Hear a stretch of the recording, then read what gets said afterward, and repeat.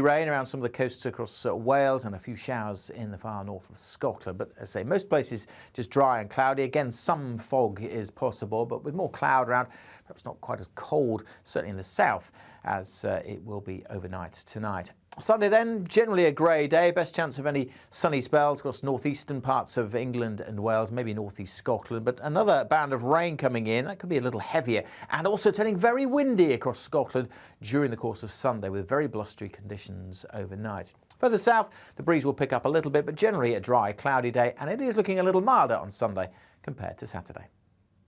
Join me every Sunday at 6 p.m. for Gloria Meets. In exclusive interviews, I'll be finding out who our politicians really are and what they really think. It's something that you would never want anyone to suffer. I didn't know what channels there were. I didn't think I'd be believed. I must have weighed about 7 stone and I'm 5'8". My instincts was to sort of cover this up. I mean, clearly that was a mistake. Join me every Sunday at 6 p.m. on GB News, the People's Channel, Britain's news channel.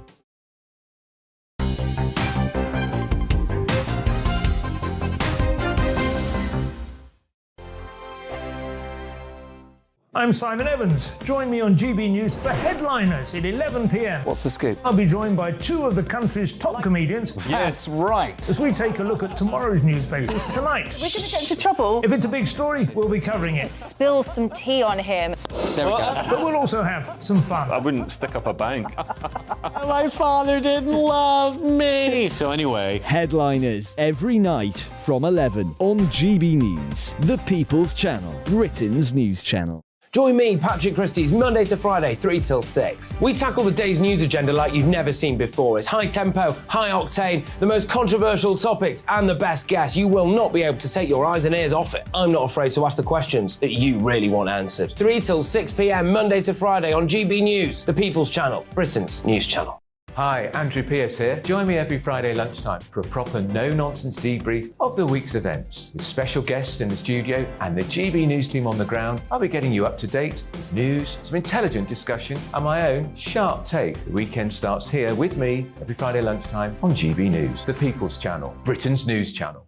I'm Andrew Doyle. Join me at 7 o'clock every Sunday night for Free Speech Nation, the show where I tackle the week's biggest stories in politics and current affairs with the help of my 2 comedian panellists and a variety of special guests. Free Speech Nation, Sunday nights from 7 on GB News, the People's Channel, Britain's news channel. We are GB News, the People's Channel. And right across the United Kingdom. You can find us on Sky Channel 512, Virgin Media Channel 604, Freesat Channel 216, Freeview Channel 236, and YouView Channel 236. You can also take us with you on DAB Plus Radio, with the GB News app and at the website gbnews.uk. We're absolutely everywhere. Come join us on GB News, the People's Channel, Britain's news channel.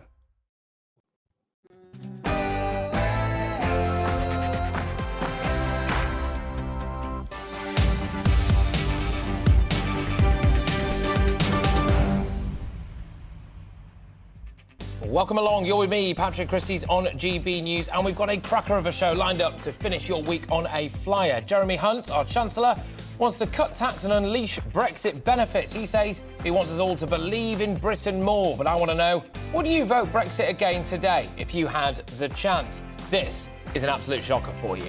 In order to improve diversity, the Met Police is recruiting people who can't read or write in English. Good luck getting to the bottom of that burglary when the Met sends Manuel from Faulty Towers to crack the case. Is diversity getting in the way of good policing? That's what I want to know. We're at the court case of a student nurse charged with preparing an act of terrorism after allegedly being found with a pressure cooker bomb outside a hospital. HS2? Well, less high-speed rail, more high-speed fail, isn't it? Because the multi-billion-pound project might not actually make it to Euston Station. Should we just scrap it and save the money? And as ever, I want to hear from you. GBViews at gbnews.uk. 2 big questions for you today, ladies and gentlemen. Would you vote for Brexit again? And I think this one's probably going to get a bit more of a reaction. Is diversity getting in the way of good policing? That email again, gbviews at gbnews.uk. But right now, it's your headlines.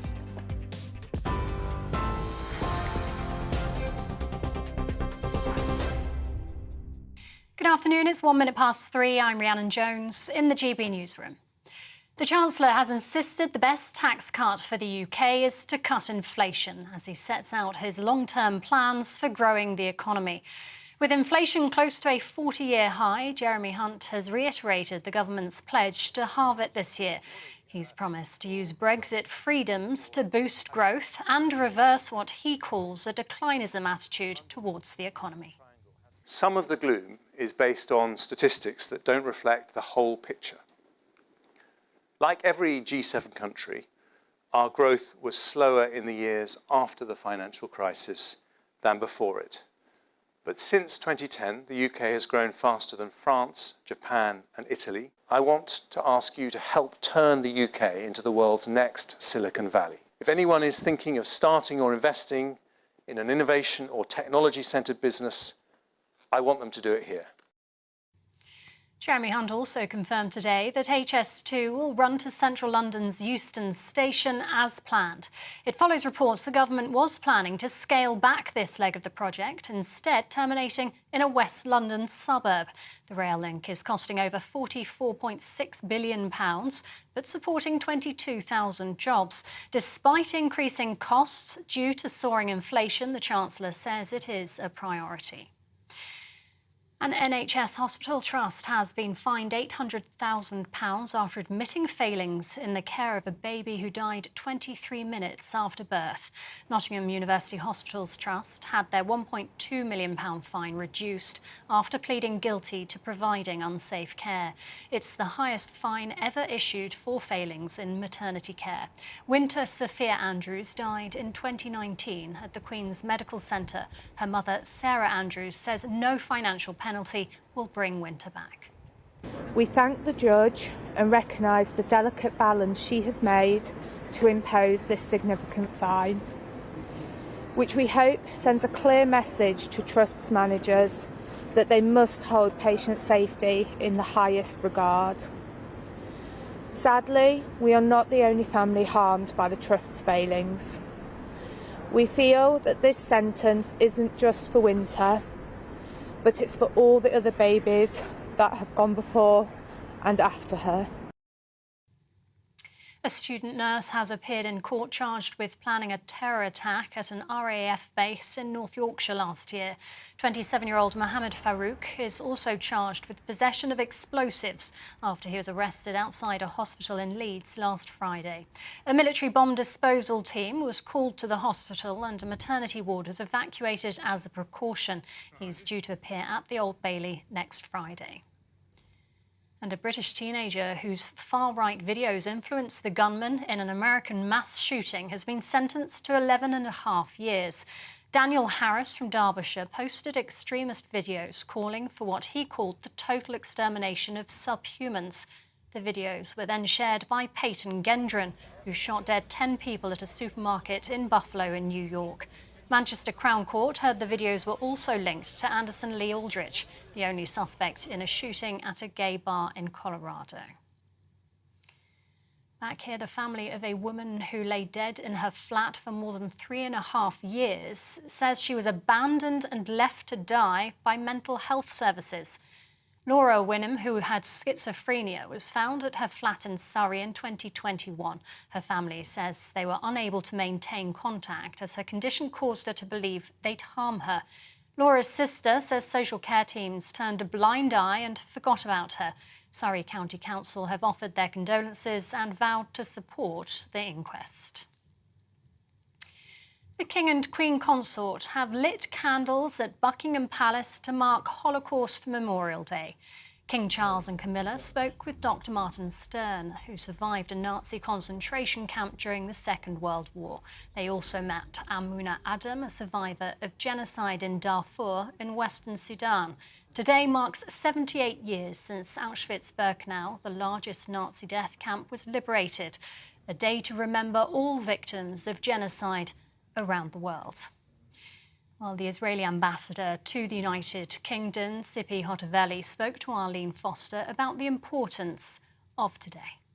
And I think nothing is more important than listening to a survivor story, because this connects you to the feeling of the horrors, and you can understand how it feels to be a normal Jew living in Europe, having normal life, and then in one moment, everything is disappearing. The Holocaust is presented usually in black and white. Yeah. And it keeps you away from it. I mean, you're very distanced from those old pictures. So I think that going through modern ways of teaching and educating is also an important tool to do that. Yeah.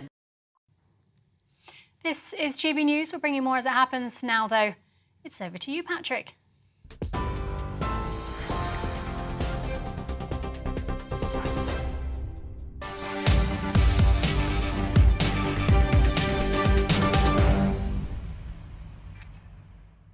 All right, let's launch headfirst into your Friday afternoon, ladies and gentlemen, with me, Patrick Christys, on GB News. Welcome aboard. Now, Jeremy Hunt has today rejected declinism about Britain. I think some people would argue that's quite ironic coming from him, but in a major speech setting out his vision for UK economic growth, the Chancellor said it was his ambition to make Britain the world's next Silicon Valley and claimed that the best tax cut at the moment would be a drop in inflation. He also urged working-age adults without a job to get to work, telling them Britain needs you. Someone should make a poster out of that, shouldn't they? That would hark back to a different time. Joining me to give the details on Jeremy Hunt's massive speech is GB News' political reporter, Olivia Utley. Olivia, now, he says he's got an ambition to cut people's tax. Does that actually mean he's going to do it? Essentially, no. So what Jeremy Hunt was laying out today was his vision for the economy in the years ahead. To be fair to Hunt, we have been waiting for a speech like this with some sort of a vision for the economy, and ever since Rishi Sunak came into power, there's been a sort of vacuum where a plan for the economy should be. Jeremy Hunt has now finally put some meat on the very thin bones of what Rishi Sunak laid out a couple of months ago.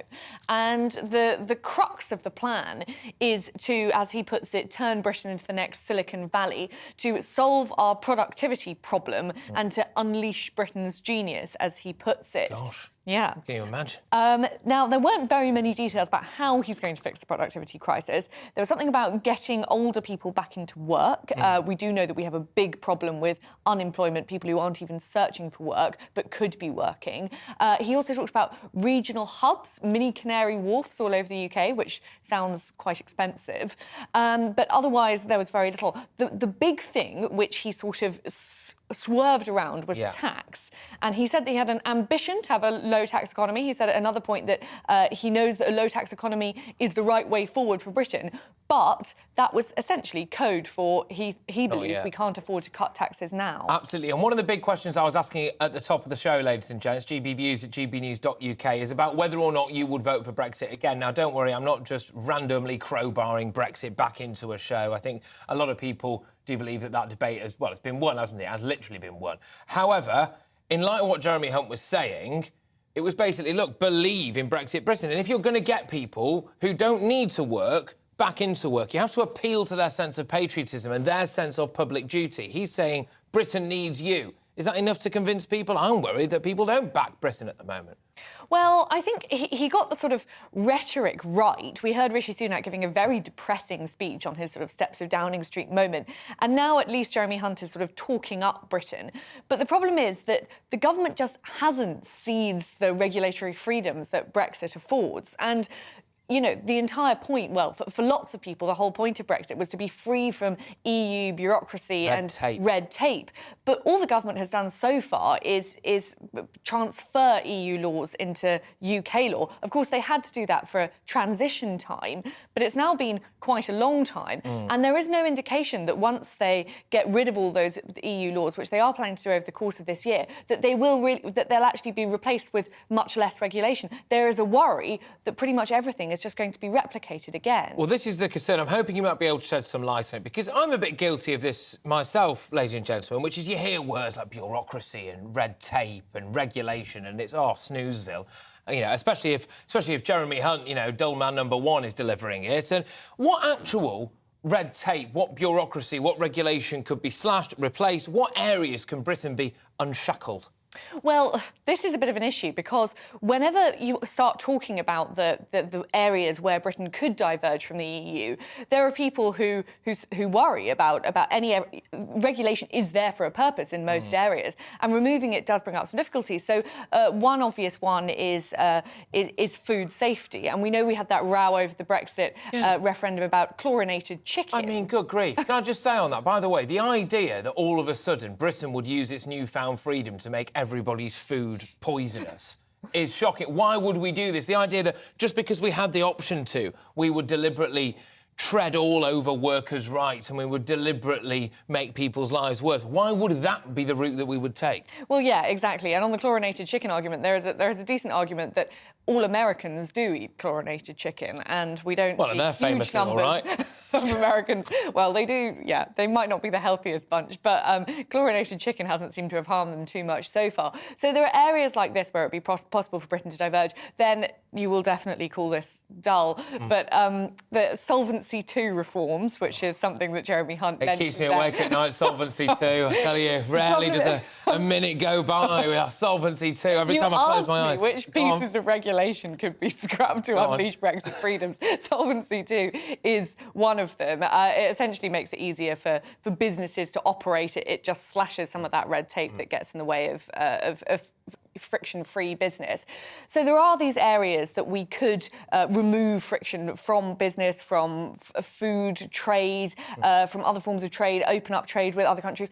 But it hasn't really been done yet. Of course, the government has been pretty distracted. It's had a pandemic to contend with. But if we don't sort of seize those Brexit freedoms, then it's all very well for Jeremy Hunt to sort of talk up Britain as the next Silicon Valley, but it doesn't really mean anything. And the sad thing is that it is true that at the moment, what Brexit means to lots of businesses is just more difficulty, more forms to sign. So the government has to find a way through that. Just lastly on this, I want to talk about getting some of the golden oldies, that fantastic bunch of people. We have an ageing population, don't we? And that's a good thing. But how do we get some of those people back into work? I worry that some of them are put off going into work because they think, good grief, it's a minefield these days, being in an office surrounded by young, woke people.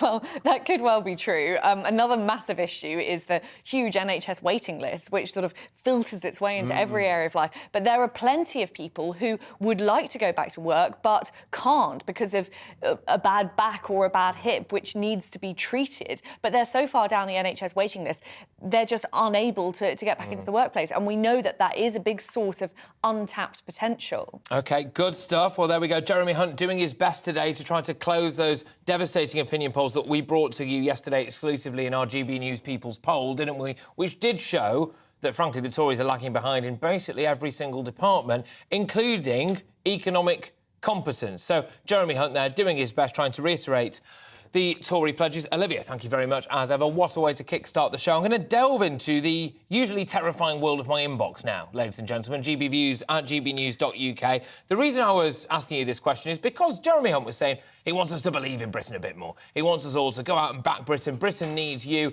And look, we all need a little bit of patriotism, don't we? I am sick and tired of people talking this country down. So many people who, remarkably, don't appear to want to live anywhere else. It's funny that, isn't it? But Mitch says, yes, I would vote for Brexit again, but only if it was a real Brexit. And I think this is an issue, isn't it? Unlike the dog's dinner that we've been fobbed off with since the original vote. I sometimes do hark, Mitch, for a time machine to go back in time and not have Theresa May in charge of that initial Brexit debacle. And dare I say it as well, maybe have full frontal Boris, not shackled by a coronavirus crisis, although a fair few people, I believe, have seen a full frontal Boris. Ian says, absolutely would vote again to leave. The problem is the government has not grasped the Brexit advantages. Similar one this to Mitch, I think. As ever, British politicians are the issue in preventing the country to succeed. And it's on that as well that I want to open this up a little bit. I was asking you the rather crude question there, and simplistic question, I think, which is, would you vote for Brexit again? So far, anyway, overwhelmingly, it's yes.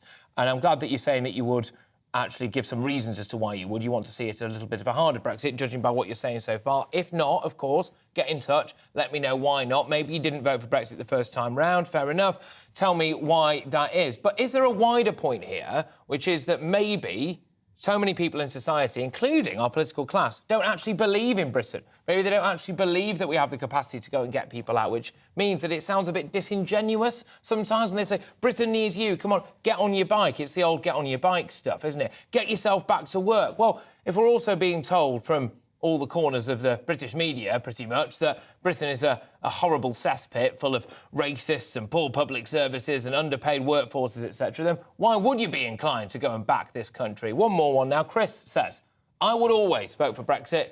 To make a success of it, we need a government and civil service, here you go, that believe in it. There we go. Almost like we planned it, Chris. Well, look, I have got all of this still to come here with you. Loads, actually, loads, because the Prince and Princess of Wales, they've got in touch with their charitable side. They're visiting the Windsor food share yesterday. They are carrying on with duty. I'm also going to be getting an update on what's the latest when it comes to Prince Andrew, what's the latest when it comes to Harry and Meghan as well. In regards to the fact, I think it's 99 days now until the coronation. I am also very, very poignantly, and definitely a gear change to the rest of the show, frankly, we are going to be talking to a Holocaust survivor. That's surely, it is Holocaust Memorial Day, so we do want to doff our cap to that, really, and pay a bit of homage there and make sure that people don't forget the utter horrors that took place there. So we're speaking to a survivor there, born in a concentration camp, actually. It will be a fascinating story. So I am looking forward to that particular interview, and just a couple of other bits and bobs as well, something that I think will get you going before I jettison you off into the weather. Did you know that in the name of diversity now, the altar of diversity, our Met Police Force has decided in its infinite wisdom to hire people who cannot read or write in English? Yes, fantastic stuff. Good luck solving that burglary when Manuel from Fawlty Towers turns up. I'll join you after the weather. Alex Deacon here with your latest weather update from the Met Office. Most of us will have a dry weekend. Quite a lot of cloud around, but some sunny spells. Sunday will be a little bit milder than Saturday. High pressure is trying to control our weather, but kind of from a distance. And every now and then around the top of it, weather fronts are pushing southwards. And this one is going to bring some wet weather this evening across parts of western Scotland, starting off in the Western Isles, the Northern Isles, trickling into the mainland. And by the end of the night, we'll see some of that rain getting down towards Glasgow and also eking into Northern Ireland, but nothing too heavy. For most of England and Wales, it's a dry night. In the south, though, there will be a frost where we keep clear skies, and some dense patches of fog are also likely. -1, -2, that's towns and cities. Rural spots could get down to -5 or -6. So Saturday, a bit of a mixed picture. Fog and frost in the south, slow to clear. Thick cloud and drizzly rain for a time over northern England and North Wales. The north coast here may be a bit dank and drizzly, especially through the afternoon. Brighter skies, though, arriving for Scotland and Northern Ireland. A few showers will continue over the Northern Isles. Temperatures mostly at 6s and 7s, perhaps 7 or 8 on some western coasts. So generally a touch lower than they have been through today.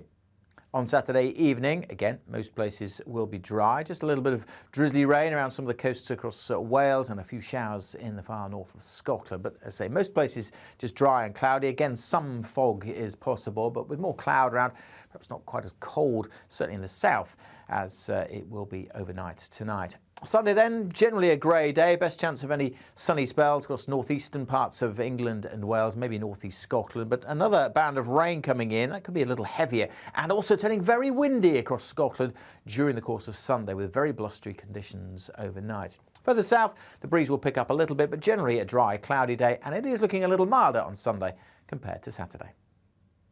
Join me every Sunday at 6 p.m. for Gloria Meets. In exclusive interviews, I'll be finding out who our politicians really are and what they really think. It's something that you would never want anyone to suffer. I didn't know what channels there were. B, I didn't think I'd be believed. I must have weighed about 7 stone and I'm 5'8". My instincts was to sort of cover this up. I mean, clearly that was a mistake. Join me every Sunday at 6 p.m. on GB News, the People's Channel, Britain's news channel. I'm Camilla Tominey. Join me on GB News on Sunday mornings for a politics show with personality. On TV, radio and online. GB News, the People's Channel, Britain's news channel. Here on GB News Live, we'll be keeping you in the picture, finding out what's happening across the country and finding out why it matters to you. We'll have the facts fast with our team of reporters and specialist correspondents. Wherever it's happening, we'll be there from 12 noon on TV, radio and online. GB News, the People's Channel, Britain's news channel.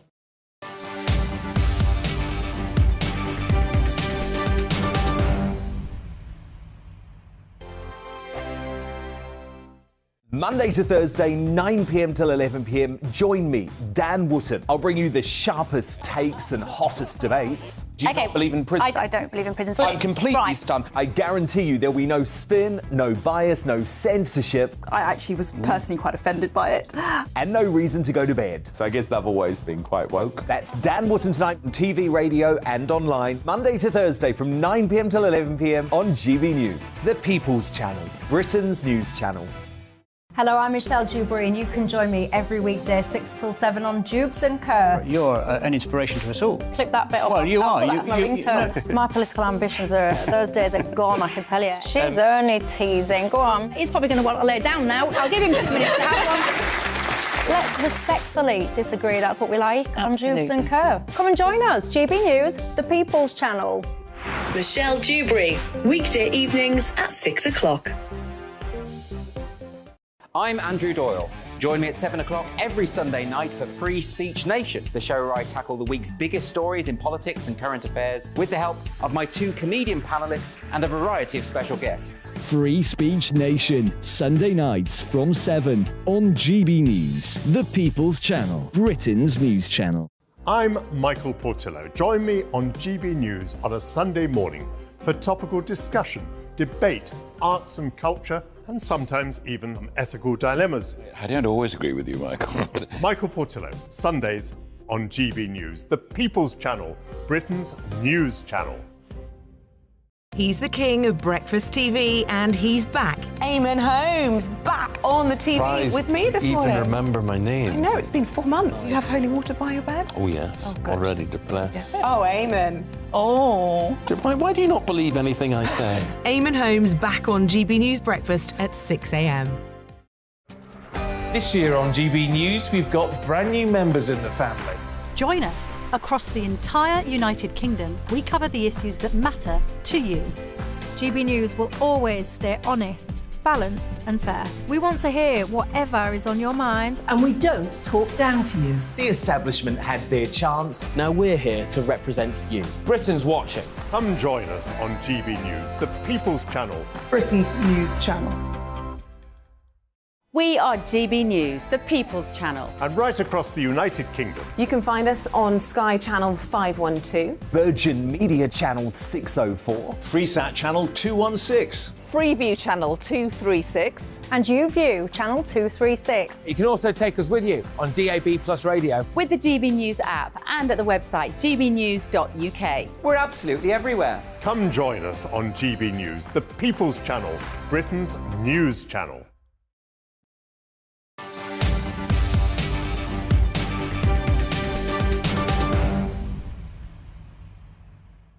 Yes, welcome back, everybody. Patrick Christys here on GB News. Just a quick tease of what we got coming up before we get stuck into the royal latest. I will be talking, very shortly actually, to a Holocaust survivor in light of the fact that it is Holocaust Memorial Day. I am also going to be getting stuck into the fact that, supposedly, in order to hit diversity quotas, the Met Police have decided, in their infinite wisdom, to employ people who can't read or write in English, which I think is probably a little bit of a shocker. We will be talking all about that and much, much more. We're also going to be going to the court case where we have an individual live there in the shape of Mark White, our home and security editor, who's going to be bringing you the latest on an individual who has been charged with terror offences. But before all of that, the Prince and Princess of Wales have been hands-on at a food bank close to their home on the Royal Windsor estate, packing food parcels for those in need, doing their duty. It's understood that their Royal Highnesses wanted to support those helping families struggling with the rising cost of living. Our royal reporter, Cameron Walker, has had this for us from Windsor Food Share. Windsor's known for 1,000 years of royal history, but less than 2 miles from the famous castle, some locals rely on donations to stop them going hungry. The Prince and Princess of Wales were keen to visit Windsor Food Share to help volunteers sort food parcels and learn about the support they provide.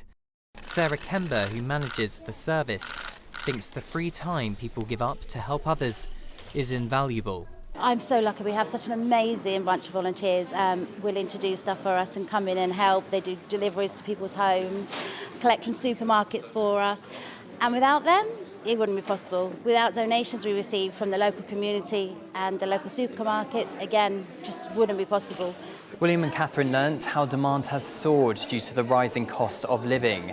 Last year, Windsor Food Share helped feed over 7,000 residents. That's an 18% increase on the year before. Food parcels, which hold bread, eggs, fresh fruit and vegetables, are given to any local household where it's likely a lack of money means people go hungry. Toiletries and cleaning products are also given out each month. Windsor Christian Action, which runs the food bank at Dedworth Green Baptist Church, explains what a royal visit means for the community. We thought it would be wonderful for them to come and see and have hands-on experience. Hugely encouraging for our volunteers, and also it raises the profile, and at a time when need is increasing and publicity is good. The Prince and Princess of Wales live with their 3 children just a short drive from the Windsor Food Share on the private royal estate. It's understood Prince William and Princess Catherine were keen to support their neighbours, who are a lot less fortunate than themselves. I'd love your ideas and thoughts about where we can make the biggest difference. Next week, Princess Catherine is expected to launch a national campaign to help the youngest in society improve their futures. It's understood this is her legacy moment, improving children's lives for generations to come. Cameron Walker, GB News, Windsor. Well, there we are. I'm pleased to say that Cameron Walker joins me in the studio now. We're going to discuss this, but there's also been another little development, which I will bring to you in just a second, royal-related, of course. Cameron, let's just talk about this to begin with. And Wills and Kate, they're doing their duty out and about. Yeah, exactly. I mean, everyone thinks of Windsor and they think the castle, they think soldiers, they think all the pomp and ceremony. But actually, there are parts of Windsor which really, you know, people really struggle to put food on the table. So, from my understanding, the Prince and Princess were aware of the breadth of wealth, as it were, in the town, and did want to go to a food bank which is effectively feeding their neighbours on the royal estate. I mean, it's literally less than 2 miles from the castle, this food bank. So it just, I think, goes to show the differences of how people live. But yes, they were there, Prince and Princess of Wales. It was a surprise visit. The volunteers there didn't actually know that the Prince and Princess were going to be there until an hour before they turned up. Gosh. I mean, it was probably a bit of a... well, they didn't have far to go, to be fair. They didn't have far to go, and it was probably a bit of a... They probably were a bit curious when a load of media turned up and police officers before that, but nonetheless, they only found out an hour before. But yes, it was a wonderful engagement from the people I spoke to there. They were very pleased to see them, and they got hands-on, as you saw in my package. They got hands-on, so did you. I could see you with a tin of soup in your hand as well, helping out. And also, as well, I think I should just point out, it does look a little bit like Cameron Walker and I have come in uniform today, doesn't it? Yeah, it does. Wearing exactly the same outfit on national telly. We obviously didn't check before we went on the TV, the cardinal sin of television. But there is something else going on, and this has just dropped in the last few minutes, as far as I could see anyway, which is that an OBE has been handed back. Another one of these celebrities jumping on the old train of, oh, well, I'm far too woke to accept an honour from the monarchy. Alan Cumming? Yeah, the X-Men star, the actor. I mean, he posted this 7 hours ago, but we've only really started to become aware of it in the last couple of hours. But Alan Cumming, who, if you're familiar with the show Traitors as well, he presents the US version of that show, he has handed back his OBE, Order of the British Empire, and I'm just going to read you his reason. This is the quote from Alan Cumming.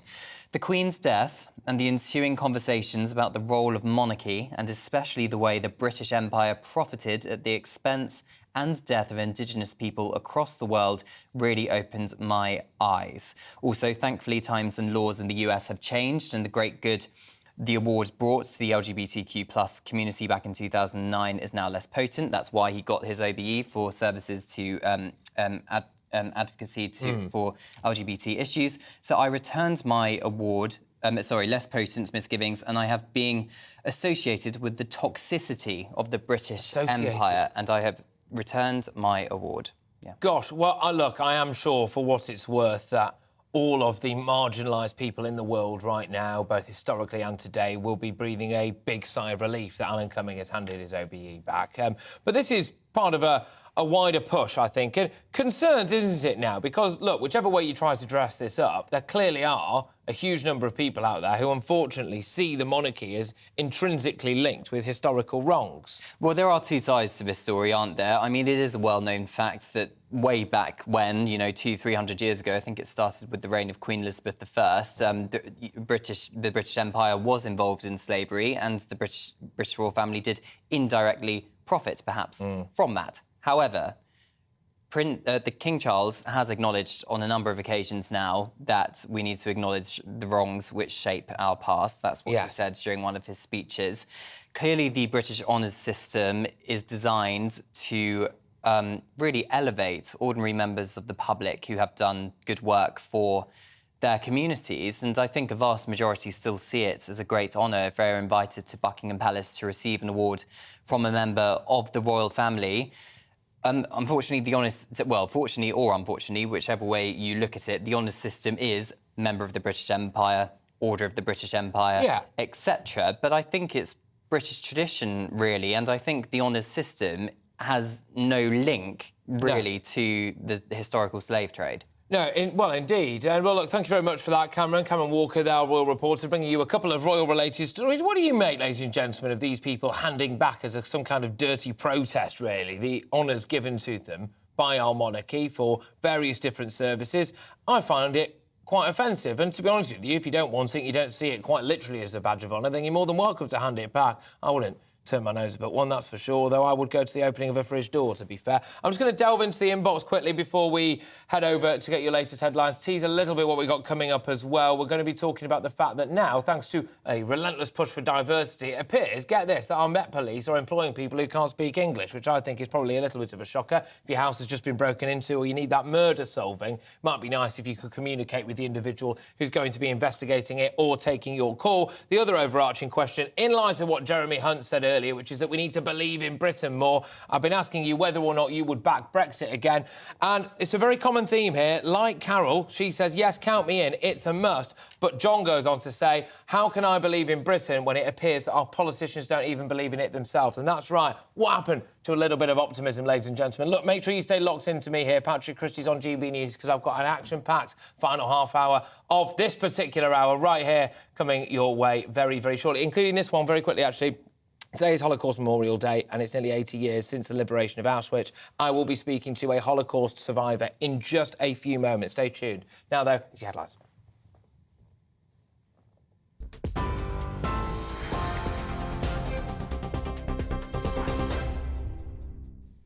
It's 3:34. I'm Rhiannon Jones in the GB newsroom.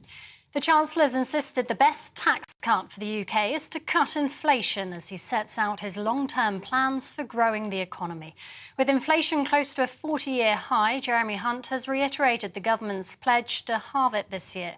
He's promised to use Brexit freedoms to boost growth and reverse what he calls a declinism attitude towards the economy. The Chancellor's also confirmed HS2 will run to central London's Euston Station as planned. It follows reports the government was planning to scale back this leg of the project, instead terminating in a West London suburb. The rail link is costing over £44.6 billion. Despite increasing costs due to soaring inflation, Jeremy Hunt says it is a priority. An NHS hospital trust has been fined £800,000 after admitting failings in the care of a baby who died 23 minutes after birth. Nottingham University Hospitals Trust had their £1.2 million fine reduced after pleading guilty to providing unsafe care. Winter Sophia Andrews died in 2019 at Queen's Medical Centre. A British teenager whose far-right videos influenced the gunman in an American mass shooting has been sentenced to 11.5 years. Daniel Harris from Derbyshire posted extremist videos. They were shared by Peyton Grendron, who shot dead 10 people at a supermarket in Buffalo in New York. Manchester Crown Court said the videos were also linked to Anderson Lee Aldrich, the only suspect in a shooting at a gay bar in Colorado. And a student nurse has appeared in court charged with planning a terror attack at an RAF base in North Yorkshire last year. 27-year-old Mohammed Farouk is also charged with possession of explosives after he was arrested outside a hospital in Leeds last Friday. A military bomb disposal team was called to the hospital and a maternity ward was evacuated as a precaution. He's due to appear at the Old Bailey next Friday. TV online and DAB Plus radio. This is GB News. Patrick will be right back in just a moment.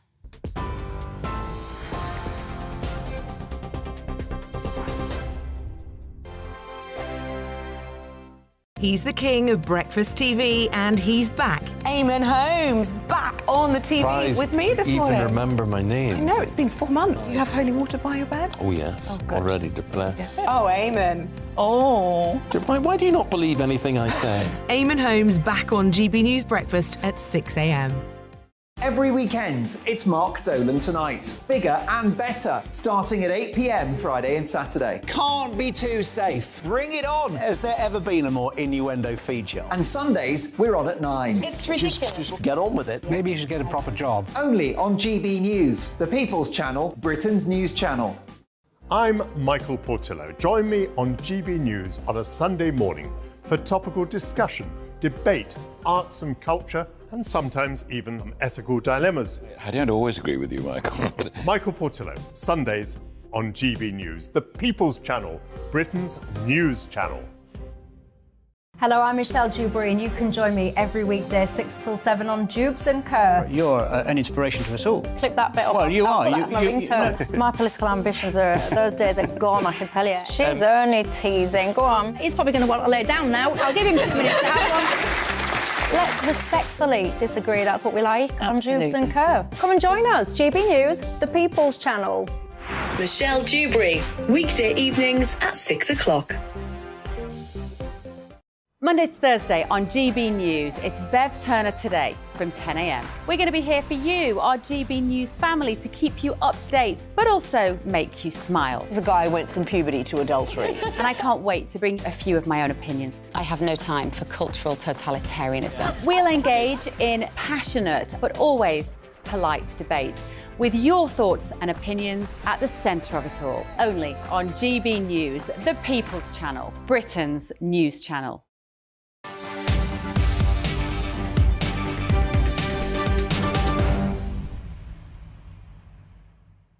Welcome back, everybody. Now, as you all know, on this show, I normally like to kind of crash through the news head first at a very, very high tempo and hit all of the topics that are maybe splashing on the front papers, and just to kind of have a lot of audience interaction. But sometimes you need to slow it down a little bit and mark something incredibly poignant and incredibly important. And today marks 78 years since the liberation of the Auschwitz concentration camp. It's commemorated by Holocaust Memorial Day, and today's been marked by ceremonies and memorials to remember the millions killed by the Nazi regime's mass murders and the genocide. The theme of this year's commemoration is ordinary people, apparently, and it's been done to symbolise how anyone can be a victim or a perpetrator of genocide. And I'm very pleased to say that with me now is Eva Clark, a Holocaust survivor born in a concentration camp, and I'm just going to read out a little bit of information as well. Eva was one of only 3 babies born in Austria's Mauthausen concentration camp who actually survived the Holocaust, and Eva is there now. Eva, thank you very, very much for joining me here on GB News. How are you, first and foremost, on what is, well, a momentous day? Well, I'm glad to say that I'm very well.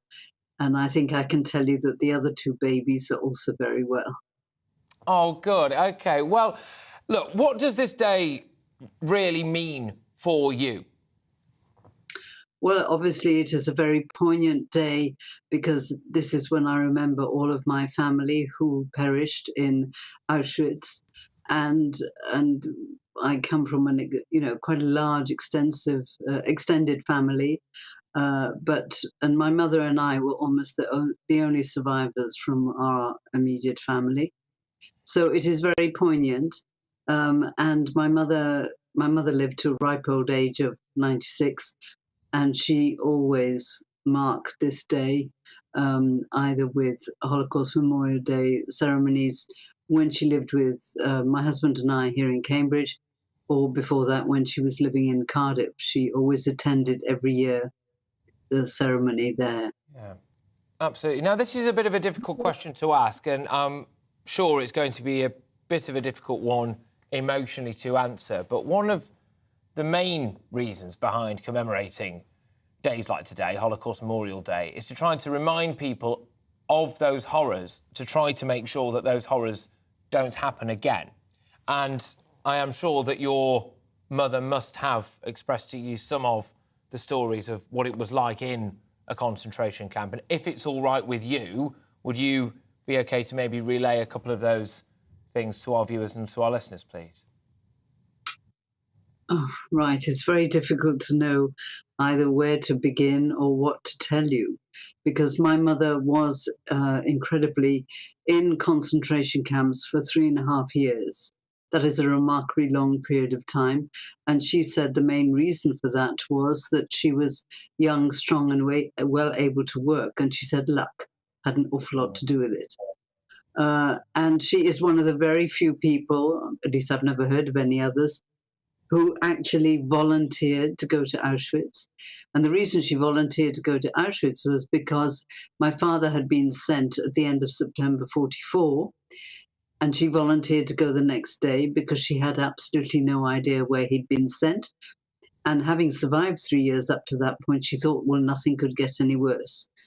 But in fact, she never, ever saw him again. And she heard from a friend, a mutual friend, quite soon after the end of the war, that my father had actually been shot dead on a death march near Auschwitz on the 18th of January, 1945. And today is the 27th, so just a week later, it was liberated by the Russians. Goodness gracious me. And today, of course, does mark the 78th anniversary since the liberation of Auschwitz. And I've got in my notes here, Eva, that sadly, I believe 15 members of your family, is that right, were killed at the Holocaust? Yeah. Is that right? And at Auschwitz specifically. Can I ask you, do you hold a huge amount of internal resentment and anger for what went on and what was done to your family and countless others? Well, it might surprise you to know, no, I don't feel anger because my mother never felt anger. She felt enormous sadness at the tragedy that had happened to our family. But she said, if you tend to be eaten up with anger and bitterness, you can never move on. So, you know, it is incredibly poignant, incredibly sad, but there's no point in maintaining a sense of bitterness because you really can't move on. And the point is, no, I mean, she said she wouldn't know if she ever met anybody who might have been a perpetrator. But as the years went by, she said, but fewer and fewer of those people are still around. But having said that, she would have always wanted people who were suspected of war crimes to be brought to justice, to confront their crimes and to be confronted by their crimes. Because just because they're now in their 80s and 90s, it doesn't lessen the crime. But having said that, she felt, and I agree, she felt that there wouldn't have been much point in their being punished because of their age. But what we both felt was that if they were able, that instead of punishment, they should be, well, I don't know if you can make somebody, but certainly encouraged to tell of their experiences because they were witnesses. But also she said, and I agree, sorry to interrupt you, we should never ever blame any generation, any younger generations, because they were not guilty. No, exactly. And I think that's an incredibly noble outlook and attitude. I am always in awe of people like yourself, really, and you see this on documentaries about various different horrific crimes that have taken place, none quite on the scale, of course, of the Holocaust. And you hear people time and time again talk about either forgiveness or being able to let go of resentments, because actually nobody wins, as you alluded to there, if your entire life is spent eaten up by anger and rage. But I think it's easier said than done, and I'm not sure if I would possess the kind of mental capacity that you yourself have and the emotional maturity maybe to let things go. Would you recommend that the Holocaust is taught on every school curriculum, or that as many children growing up now in this country are sent on school trips to places like Auschwitz so that they can actually get more of a first-hand experience? Because my concern is that a lot of these pictures that we see of it all are in black and white. And as with every year that goes by, it seems further and further away and maybe makes it more unrealistic than it actually, unfortunately, is. No, I definitely feel that education should continue, and ideally it should happen in every school. And there is a lot of education being carried out now. I also think it is very valid for people to go to these sites, such as Auschwitz, but there are others as well, because it's strange. I've been to Auschwitz several times. I've been to all 3 camps where my mother was, where our family was, and it somehow it does add something to be in that place. It's quite overwhelming, and I was fortunate enough to actually go to Theresienstadt, the first camp, with my mother, and also to Mauthausen in Austria, where I was born. We went together, and you can imagine that was extremely emotional, and we sort of clung to one another and were just so grateful to be alive. My mother could never go back to Auschwitz because she said that's where everybody was killed. As I say, I've been to Auschwitz several times because at one time I worked for the Holocaust Educational Trust in London and I used to accompany students. But it was always very, very emotional and very harrowing. But I was glad to be able to do it. Well, it's a remarkable story, Eva, and you are clearly a remarkable woman. And I must say it's been an absolute pleasure. I'm not. I'm sorry to interrupt you again. I'm not. The person who's remarkable was my mother. Oh, well, there you go. Well, I'm sure plenty of our viewers and listeners would agree that you are also a very remarkable woman indeed. But Eva, look, it's been an honour to be able to talk to you, albeit about, well, necessarily very sad and tragic circumstances, but clearly as well to try to get your testimony, really, and learn from you, frankly. So, Eva, thank you very much, and we'll talk again very soon. Eva Clark there, who is a Holocaust survivor, born in a concentration camp. A fascinating tale, really, ladies and gentlemen. And what about that forgiveness and that lack of internal resentment? I find that remarkable, really, to think about all of that. Get your views coming in, gbviews at gbnews.uk. Look, we're going to have a bit of a gear change here now, ladies and gentlemen, and we're going to get back more to the, I suppose you could say, the more live news of the day, as it was. A 27-year-old man has appeared in court today after being charged with preparing a terror attack. He was arrested at Leeds Hospital with explosives and an imitation firearm. Our Home and Security editor, Mark White, has more for us on this. Well, some very alarming details emerging in this case here at Westminster Magistrates Court relating to the arrest of 27-year-old Mohammed Farouk.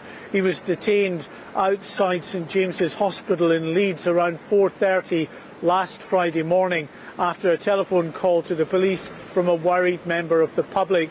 When police detained this man, they allegedly found a number of items, including a pressure cooker, which was, we're told, packed with 13 kilograms of explosives. They also recovered an imitation firearm.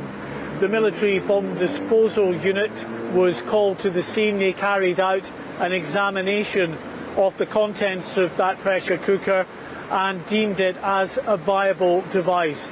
Now, Mohammed Farouk appeared via video link from Bradford at this court wearing a prison-issue grey tracksuit. He spoke only to confirm his name, his date of birth and his home address. He faces 3 charges. A charge of preparing acts of terrorism. Now, the court said that that charge actually relates to reconnaissance that the suspect was allegedly carrying out late last year at an RAF base in North Yorkshire. The second charge relates to carrying explosives found outside St James's Hospital, and the third charge, of course, relating to that imitation firearm that was recovered. Mohammed Farouk has now been remanded back into custody. He'll appear in court again, this time the Central Criminal Court, the Old Bailey, on the 3rd of February. OK, well, that's our Home and Security editor, Mark White, there, bringing you the latest on that case. We'll bring more to you as and when it comes to us. But this is a story that I saw this morning and I thought, surely not. You know, sometimes you just read the newspaper and you think, goodness gracious me, we are living in clown world. But yes, alas, here we are again, people, because we have been told, anyway, that HM Inspectorate has warned that applicants who can barely write in English are being accepted into the Met Police in order to improve diversity. A collection of words there that should never really have to go together, but alas, they do. HMI Matt Parr said that whilst the Metropolitan Police Force should aim to be more representative of the community it serves, this should not come at the expense of standards. It shouldn't take anyone to actually really have to say that out loud, but alas, here we are. Graham Wetton joins me now, police commentator and author of How to Be a Police Officer. Graham, thank you very much. Now, by definition there, author of How to Be a Police Officer, you can read and write in English. How does it make you feel to know that at the altar of diversity and wokedom now, we are employing people in our police force who supposedly cannot do that?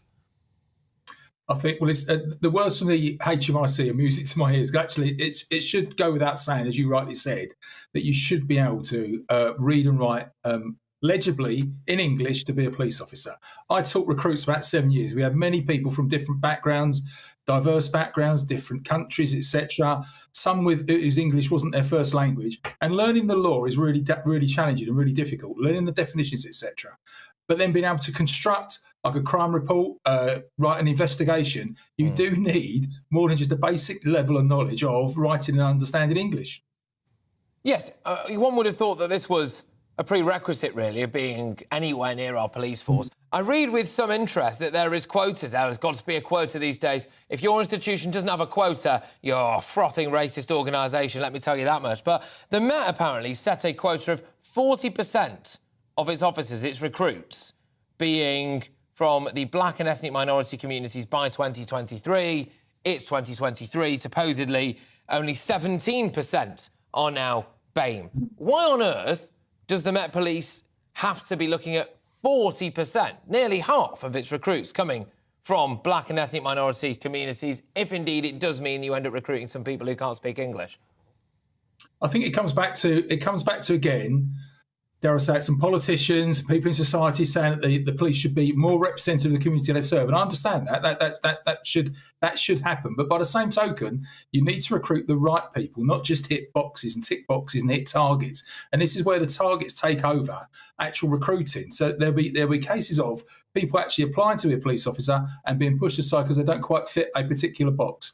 Because when you have targets like this, not just in the Met, but across all police forces, they've all got targets at the moment. They've all got targets to hit, and it's being set by, dare I say it, people in government, and then they're recruiting people just to meet the target as opposed to people that respect, Graham, with respect, Graham, I think the British public do care about targets. They care about targets when it comes to how many convictions have we got, how many people are actually being sent to prison for rape. I mean, those figures are shocking, the amount of charges that are being brought. How fast are the police officers there on scene at a stabbing? Can we stop stabbings, for example? I mean, you take your pick. People want to see that. What people, I dare say, don't want to see is police officers taking the knee outside Downing Street. I don't think people want to see police officers doing the Macarena at an LGBTQ+ march. I certainly don't want to see, and I'm reading a headline now, so anyone who says I'm making this up, I'm not, about a new police recruit bringing in a giant 8-inch snail with him to work to calm his nerves. Unfortunately, the snail died, so, you know, may he rest in peace and all of that stuff. I imagine his nerves were shot after that. But are we just missing out the right kind of targets, which is solving crime, at the expense of hitting diversity quotas? Yeah, possibly. But again, it comes down to recruitment and vetting. I know about the snail story. I've heard it, two versions of that. One was in London, one was in the Midlands somewhere. And that particular individual didn't actually go on to join the police. They were actually dealt with by the recruitment team or the training team and resigned their post. But it comes down to recruitment and vetting. And if you set targets for recruitment, either departments or external partners, they're going to hit their targets because that's what they're based on. So they will recruit people come what may. It's then down to, dare I say it, when the police get them, either identify that they're not suitable and actively getting rid of them, or identify them when they first apply. So it comes down to, again, recruitment and vetting, which we keep talking about in policing. Yeah, indeed. Thank you very much, Graham. Look, great to have you on the show. Graham Wetton there, police commentator and author of How to Be a Police Officer. I suspect people could learn a thing or two from that chap, don't you? You're with me, Patrick Christys, on GB News. Loads more to come in the next hour, ladies and gentlemen. I'll return to that story throughout the show because it's got you going in the inbox. GB Views at gbnews.uk. Some rather witty responses in there. We're also going to be talking and returning to that topic as well, which is whether or not you would vote for Brexit again. Jeremy Hunt is saying we need to believe in Britain more. Do you think our politicians really believe in Britain? I'm not seeing much belief from where I'm sitting. Now's your weather. Alex Deacon here with your latest weather update from the Met Office. Most of us will have a dry weekend. Quite a lot of cloud around, but some sunny spells. Sunday will be a little bit milder than Saturday. High pressure is trying to control our weather, but kind of from a distance. And every now and then around the top of it, weather fronts are pushing southwards. And this one is going to bring some wet weather this evening across parts of western Scotland, starting off in the Western Isles, the Northern Isles, trickling into the mainland. And by the end of the night, we'll see some of that rain getting down towards Glasgow and also eking into Northern Ireland, but nothing too heavy. For most of England and Wales, it's a dry night. In the south, though, there will be a frost where we keep clear skies, and some dense patches of fog are also likely. -1, -2, that's towns and cities. Rural spots could get down to -5 or -6. So Saturday, a bit of a mixed picture. Fog and frost in the south, slow to clear. Thick cloud and drizzly rain for a time over northern England and North Wales. The north coast here may be a bit dank and drizzly, especially through the afternoon. Brighter skies, though, arriving for Scotland and Northern Ireland. A few showers will continue over the Northern Isles. Temperatures mostly at 6s and 7s, perhaps 7 or 8s on some western coasts. So generally a touch lower than they have been through today. On Saturday evening, again, most places will be dry. Just a little bit of drizzly rain around some of the coasts across Wales and a few showers in the far north of Scotland. But as I say, most places just dry and cloudy. Again, some fog is possible, but with more cloud around, perhaps not quite as cold, certainly in the south, as it will be overnight tonight. Sunday then, generally a grey day. Best chance of any sunny spells across northeastern parts of England and Wales, maybe northeast Scotland. But another band of rain coming in. That could be a little heavier and also turning very windy across Scotland during the course of Sunday with very blustery conditions overnight. Further south, the breeze will pick up a little bit, but generally a dry, cloudy day. And it is looking a little milder on Sunday compared to Saturday.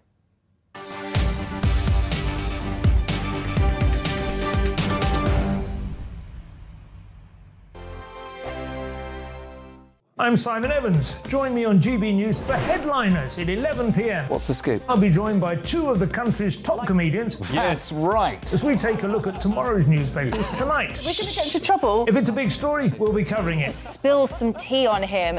There we go. But we'll also have some fun. I wouldn't stick up a bank. My father didn't love me. So anyway. Headliners every night from 11 on GB News, the People's Channel, Britain's news channel.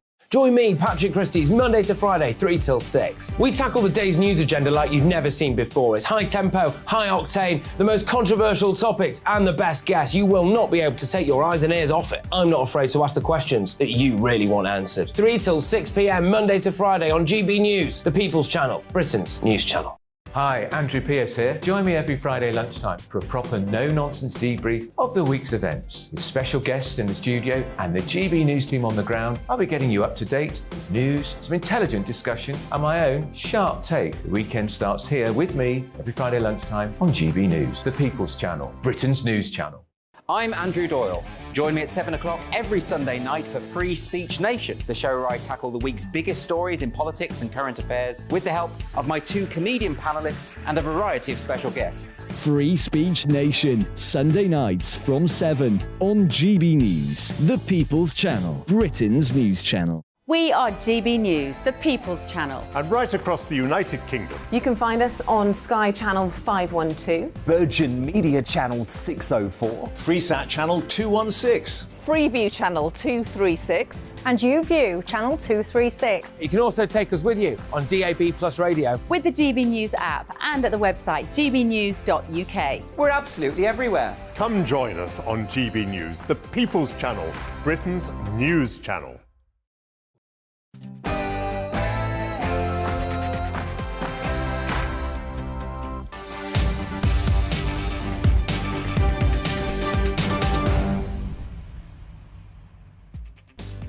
Welcome back, everybody. It's just gone 4 o'clock. You're with me, Patrick Christys, right here on GB News, and I'm taking you through to 6 p.m. So let's get the weekend started with a bang, shall we, ladies and gents?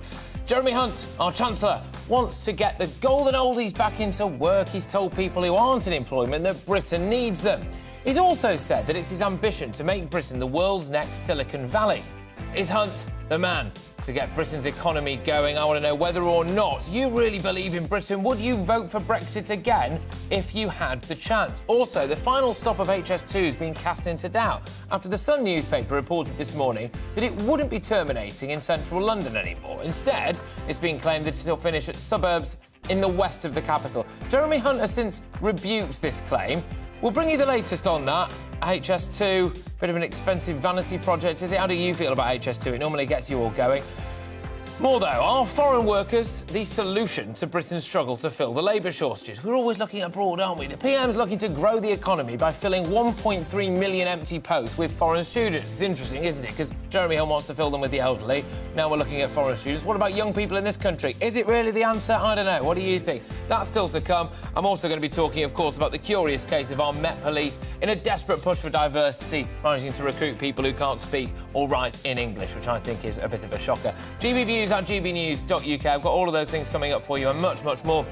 Big question in the inbox. Would you vote for Brexit again? And is diversity getting in the way of good policing? GBViews at gbnews.uk. Now, though, the headlines.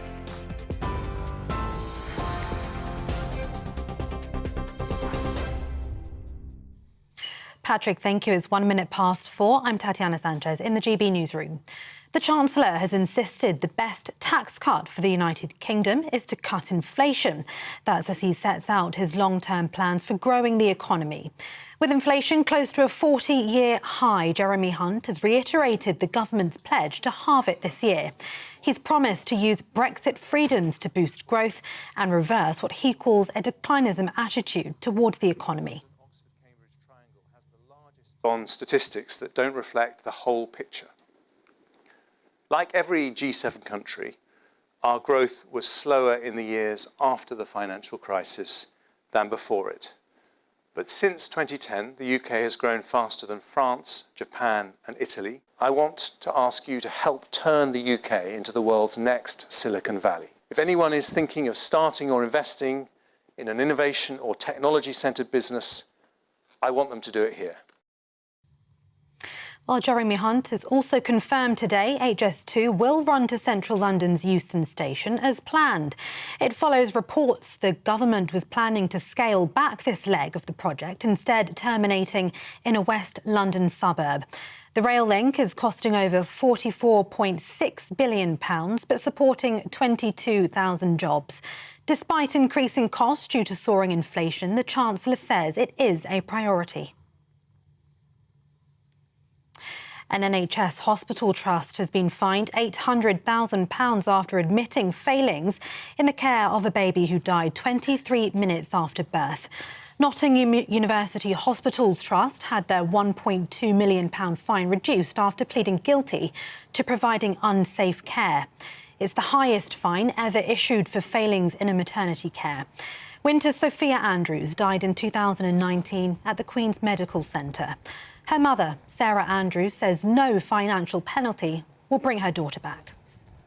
We thank the judge and recognise the delicate balance she has made to impose this significant fine, which we hope sends a clear message to trusts managers that they must hold patient safety in the highest regard.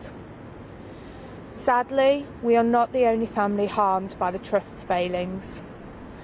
We feel that this sentence isn't just for Winter, but it's for all the other babies that have gone before and after her. A student nurse has appeared in court charged with planning a terror attack at an RAF base in North Yorkshire last year. 27-year-old Mohammed Farouk is also charged with possession of explosives after he was arrested outside a hospital in Leeds last Friday. A military bomb disposal team was called to the hospital and a maternity ward was evacuated as a precaution. He's due to appear at the Old Bailey next Friday. A British teenager whose far-right videos influenced the gunman in an American mass shooting has been sentenced to 11.5 years. Daniel Harris from Derbyshire posted extremist videos calling for what he called the total extermination of subhumans. The videos were then shared by Peyton Gendron, who shot dead 10 people at a supermarket in Buffalo in New York. Manchester Crown Court heard the videos were also linked to Anderson Lee Aldridge, the only suspect in a shooting at a gay bar in Colorado. Now, the family of a woman who lay dead in her flat for more than 3.5 years say she was abandoned and left to die by mental health services. Laura Wynnham, who had schizophrenia, was found at her flat in Surrey in 2021. Her family says they were unable to maintain contact as her condition caused her to believe they'd harm her. Laura's sister says social care teams turned a blind eye and forgot about her. Surrey County Council have offered their condolences and vowed to support the inquest. The King and Queen Consort have lit candles at Buckingham Palace today to mark the Holocaust Memorial Day. King Charles and Camilla spoke with Dr. Martin Stern, who survived a Nazi concentration camp during the Second World War. They also met Amuna Adam, a survivor of genocide in Darfur in Western Sudan. Today marks 78 years since Auschwitz-Birkenau, the largest Nazi death camp, was liberated, a day to remember all victims of genocide around the world. Well, the Israeli ambassador to the United Kingdom, Tzipi Hotovely, spoke to Arlene Foster about the importance of today.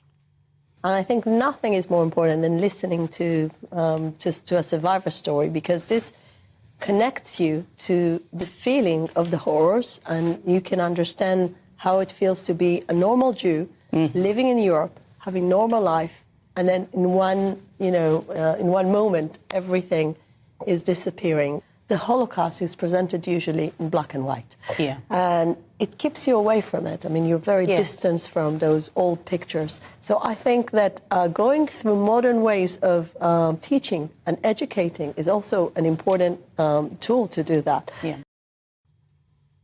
This is GB News. We'll bring you more news as it happens. Now it's back to Patrick.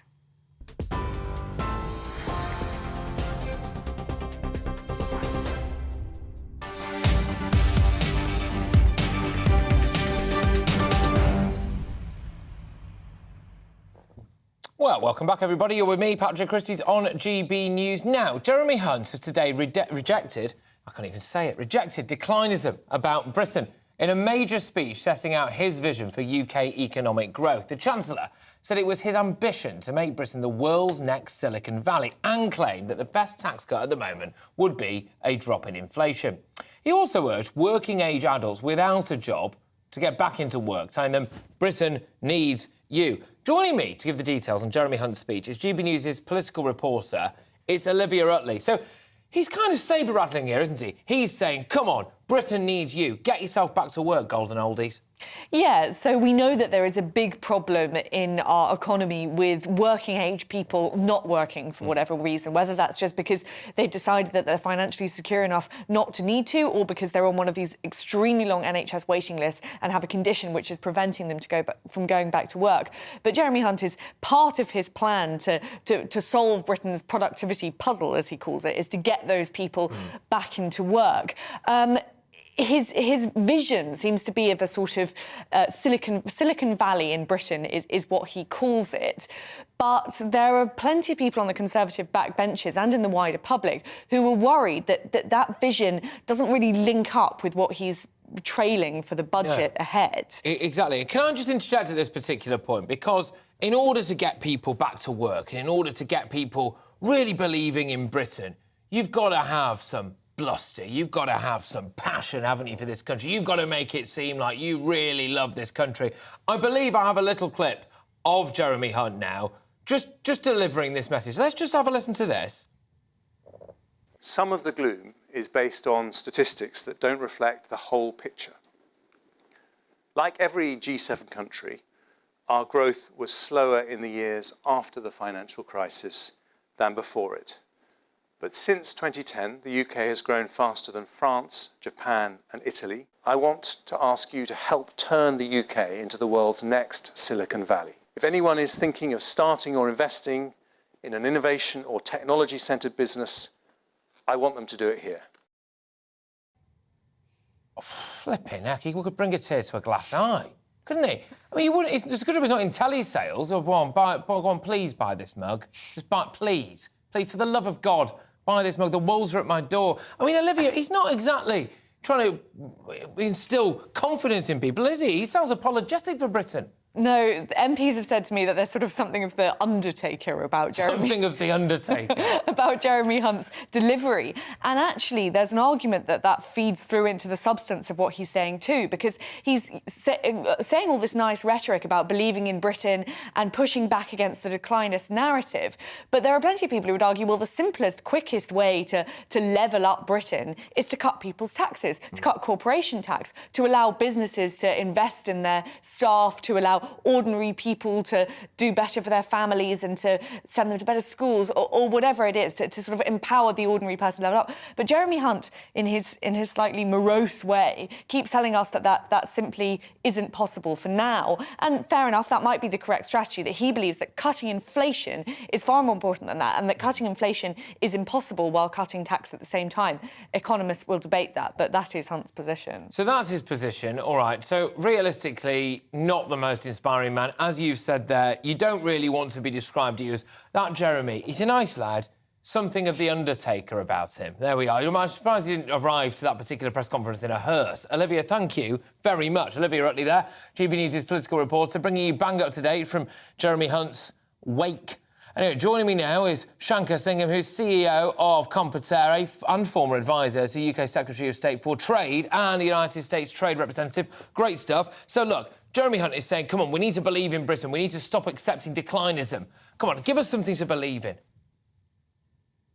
Yeah, well, basically on the basis of what Olivia just said, I think maybe she should be the Chancellor. But I think he focused on three things that were right to focus on. One is economic growth, one is enterprise, and one is productivity. I think when he talked about declinism and the statistics, it is certainly true that the UK has grown comparably to some of the European member states he quoted after the financial crisis. But what is also true is that GDP per capita growth in the UK has lagged some of the faster growing countries. And if you genuinely believe in Britain, then you want to benchmark Britain to the faster growing countries, not the notorious sluggish countries in the world. So first thing I'd say is let's look at productivity. It's about increasing GDP per capita. Economic growth, enterprise, all of this stuff, it's all linked. And what you need to do, and I think what people want to see, is a lot more detail on how we are going to lower costs for business, lower costs for people and working families in the critical sectors of energy, transportation, housing, etc. All of that is your regulatory reform agenda. So what are you doing on your regulatory reform agenda? We've had some financial services reforms that are a good start. But we've got obviously the EU retained law bill, which is also a good start. But we now need to stop talking about reform and we need to start doing. And on that, I'm going to interject. I'm going to interject because I think you've struck on a little nugget of gold there. I was asking our wonderful viewers and listeners earlier on to email in as to whether or not they would still back Brexit. And the overwhelming majority have said, yes, I would absolutely vote in favour of Brexit again. However, they want what they call a proper Brexit. They want us to take the proper advantages that we can have from being nimble and free in this big, wide world. So what can our Chancellor do right now? What can our government do right now that we've not been doing to try to maximise the potential of Brexit Britain? Right. So all Brexit is a decision to leave the EU. It's a decision to have control over your laws, have control over your trade policy, have control over your borders. How you exercise that control determines whether it's a success or a failure. And while we have certainly left, what I think we haven't done is has made the decisions about what is the country we want to actually live in and how do you maximize those opportunities. Now, they've done some things on trade policy, which is important for businesses to have access to other markets, especially those fast-growing markets, particularly in North America and Asia Pacific. So they are reorienting the UK's trade policy in the right direction. But the biggest bang for your buck is going to be regulatory reform, what you do at home, how you change your domestic regulatory system. That we've seen very little progress on, and that needs to be super accelerated. And then the third area where they need to accelerate, I think, but they're doing slightly better, I think, in this regard, is how you manage your borders, and particularly with respect to the flow of goods. as well as people, and on border management and flow of goods. Things like, there are great aspirations that have been announced, like, we're going to have the best border in the world by 2025, we're going to have a single trade window, we're going to have all of these things. And these are good things, and these are things that you need to put some real heft behind these statements of ambition. And if you can do those three things, then I think you can then start asking the question about whether this was an economic success or not an economic success. Exactly, but if you look at the moment... The point is, just because we're a bit pressed for time, but a slightly broader question here. You're a man of the world, Shanky. You've been at the thick end of politics and behind the scenes and business for a good number of years. You, at some point, will have had people trying to sell things to you. You probably will have had to try to sell things to other people, whether it's in an overt business sense or in policy and an idea. I think you take a look at Jeremy Hunt, and to a lesser extent, possibly Rishi Sunak as well. And I see an incredibly dull man in a suit who doesn't look like he particularly backs Britain, certainly didn't particularly back Brexit at all. Would you buy anything off him? Well, I think what matters is the substance of what he's delivering. And yes, we can certainly have a debate about his style. And of course, everyone wants a politician to be able to develop, to deliver a vision that people can get behind and believe in and have confidence in. But equally important is the actual substance. If you can deliver to working families cheaper, basically your weekly shopping basket is going to be this much cheaper because of the regulatory reforms that we've been able to put in place. Your business is going to be this much more successful because of the productivity reforms and so forth we put in place. I think people won't really care that he has this delivery. But if you don't put those things into place, you really don't have anything. And I think the focus now needs to be, how do we actually turn this into reality? We spent many, many years debating this, talking about this. It is time for action now, and I think that's what people want to see. OK, fair enough. I suppose it is ultimately, like you've rightly identified there, when people walk into a supermarket and they see the price of goods, when they see what the price of interest rates are, when they open their wallet, frankly, and see what's in there, or they open their bank balance or what's in their paycheck at the end of the day as well. And that is really what is going to be the real substance. I do think as well there's a lot more to it, not immediately in Jeremy Hunt's brief when it comes to things like what's been going on in the channel, very visual things there, and feeling like if we are paying a whopping wedge load of tax at the minute, which a lot of people are, feeling like they're getting banged for their buck for that money as well. And if Jeremy Hunt can create a situation where he can actually physically point at things and go, right, look, this is happening, and people can feel that difference, then I suspect, yes, you're right, maybe people won't care too much that he sounds like a wet weekend in Slough. Thank you very much, Shankar Singhan, their CEO of Competair and former UK trade advisor. I've got loads more coming your way. It's an action-packed show. We wanted to start your Friday with a little bit of a fizz. Yes, all right, we've done Jeremy Hunt stuff there. Now, HS2 is an interesting one because is it actually going to reach its final destination? So it's essentially been long delayed, way before it even had the chance to actually not run on time anyway, which it inevitably won't. Is it actually going to end up where it said it was going to end up? It's a bit like a Ryanair flight, this, isn't it, already? We're going to be talking about that. Do you think HS2 is an expensive mistake? I'm also going to be talking about the fact that the Met Police are now recruiting in a desperate bid to hit diversity quotas, people who apparently can't speak English, which, I mean, good grief, just when you thought the world couldn't get any madder. We're going to be talking about all of that. We've also got the latest as well from a terror trial. Loads more to come, but before that, it's all your weather. Alex Deacon here with your latest weather update from the Met Office. Most of us will have a dry weekend. Quite a lot of cloud around, but some sunny spells. Sunday will be a little bit milder than Saturday. High pressure is trying to control our weather, but kind of from a distance. And every now and then around the top of it, weather fronts are pushing southwards. And this one is going to bring some wet weather this evening across parts of western Scotland, starting off in the Western Isles, the Northern Isles, trickling into the mainland. And by the end of the night, we'll see some of that rain getting down towards Glasgow and also eking into Northern Ireland, but nothing too heavy. For most of England and Wales, it's a dry night. In the south, though, there will be a frost where we keep clear skies, and some dense patches of fog are also likely. -1, -2, that's towns and cities. Rural spots could get down to -5 or -6. So Saturday, a bit of a mixed picture. Fog and frost in the south, slow to clear. Thick cloud and drizzly rain for a time over northern England and North Wales. The north coast here may be a bit dank and drizzly, especially through the afternoon. Brighter skies, though, arriving for Scotland and Northern Ireland. A few showers will continue over the Northern Isles. Temperatures mostly at 6s and 7s, perhaps 7 or 8 on some western coasts. So generally a touch lower than they have been through today. On Saturday evening, again, most places will be dry. Just a little bit of drizzly rain around some of the coasts across Wales and a few showers in the far north of Scotland. But as I say, most places just dry and cloudy. Again, some fog is possible, but with more cloud around, perhaps not quite as cold, certainly in the south, as it will be overnight tonight. Sunday then, generally a grey day. Best chance of any sunny spells across northeastern parts of England and Wales, maybe northeast Scotland. But another band of rain coming in. That could be a little heavier and also turning very windy across Scotland during the course of Sunday with very blustery conditions overnight. Further south, the breeze will pick up a little bit, but generally a dry, cloudy day. And it is looking a little milder on Sunday compared to Saturday.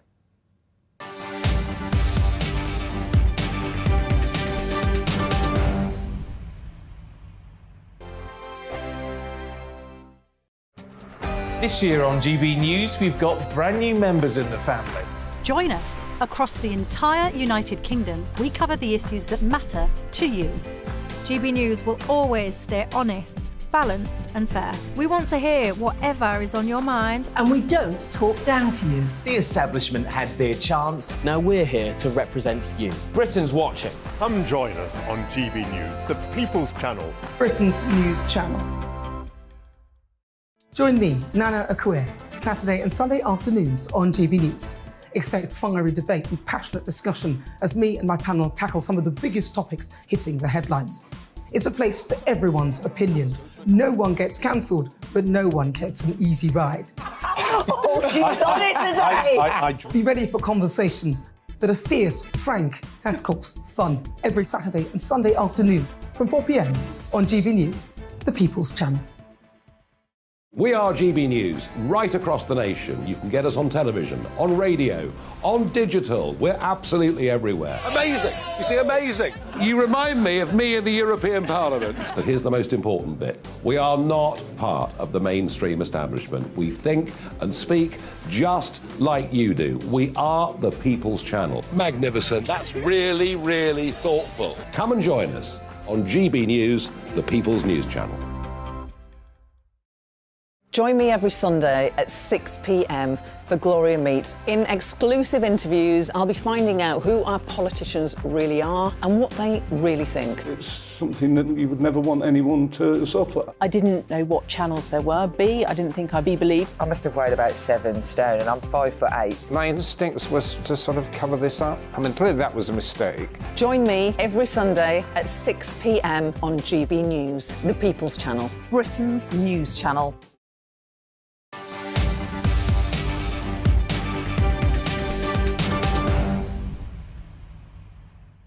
Welcome back. Now, the Chancellor, Jeremy Hunt, has played down reports that HS2 may fall short of reaching central London. The Sun newspaper splashed that the line would end at Old Oak Common and not be extended to London Euston as planned. Let's be honest, it's already very, very late and staggeringly over budget. It would just top it all off, wouldn't it, if it didn't actually hit Euston? But the Chancellor has since said that the line will go to central London. I think we need to shed a bit more light on what on earth is going on with HS2, given that we're all paying for it. Joining me now from Euston, ironically, someone's made it there at least, is GB News reporter Paul Hawkins. Paul, great stuff. What's going on?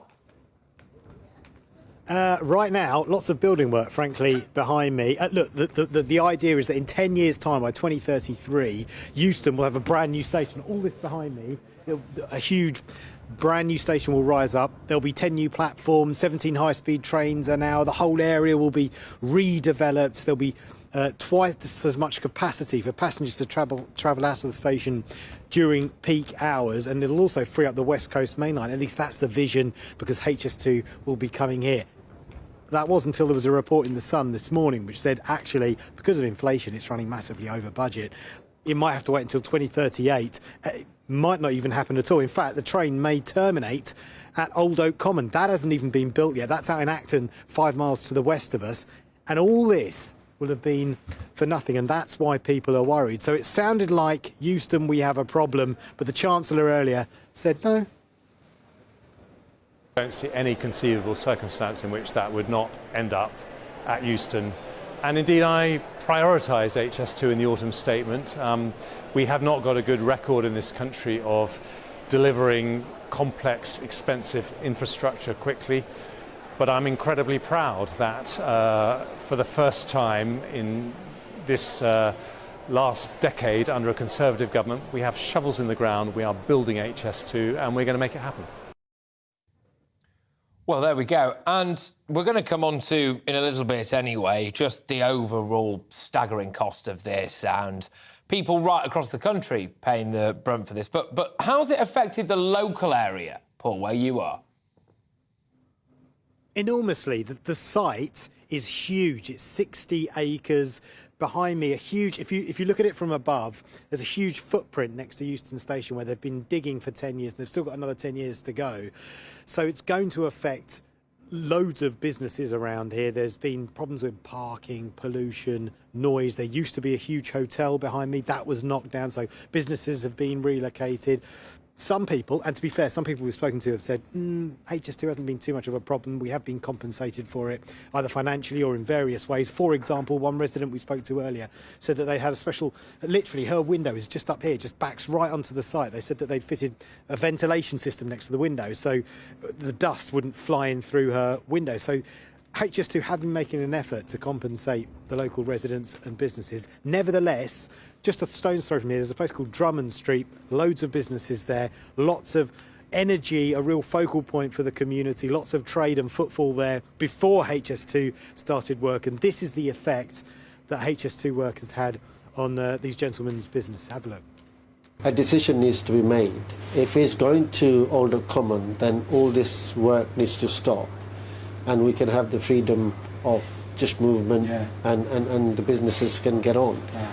And if it is going to sort of happen in sort of Euston, then that work should be done as quick as. To be honest, our business hasn't really been affected as much because we have their construction workers coming through as well. Oh yeah. Yeah, okay. So that's okay. Living around the area as well, it hasn't. The only problem I'd say is like when they do road closures for parking and all that stuff. And when they do close the roads, to be honest, then our business does get affected a bit. Yeah, so the key word there from that first gentleman was uncertainty. And on that point, Labour-run Camden Council say that these reports represent more unacceptable uncertainty to a project which has already knocked down 200 homes. They say our residents will fear that after years of disruption, they'll get no benefit at the end of it. But so hopefully they will find those words from Jeremy Hunt a little bit more reassuring earlier today that Euston indeed will be the end destination for HS2. Indeed, Paul. Thank you very much. Paul Hawkins there reporting to us from Euston. Joining me now is Penny Gaines, chair of Stop HS2. I wonder how she feels about all of this. But Penny, yes, I mean, it will probably not come as a massive shock to you as somebody who's all over HS2 to learn that it is now whoppingly over budget, something like 15 billion quid, expected to cost taxpayers 60 billion in the round, might not even hit its final destination. Why should, in your view anyway, this just be stopped now? Well, there's many, many tens of billions of pounds to be spent on it. So there's a huge cost still to come. It makes a great deal of sense to stop it as soon as possible to avoid spending all the extra money that's going to be spent. And when you listen to what Jeremy Hunt said, he wasn't the sort of gung-ho, let's build it straight away. He was very wishy-washy about it.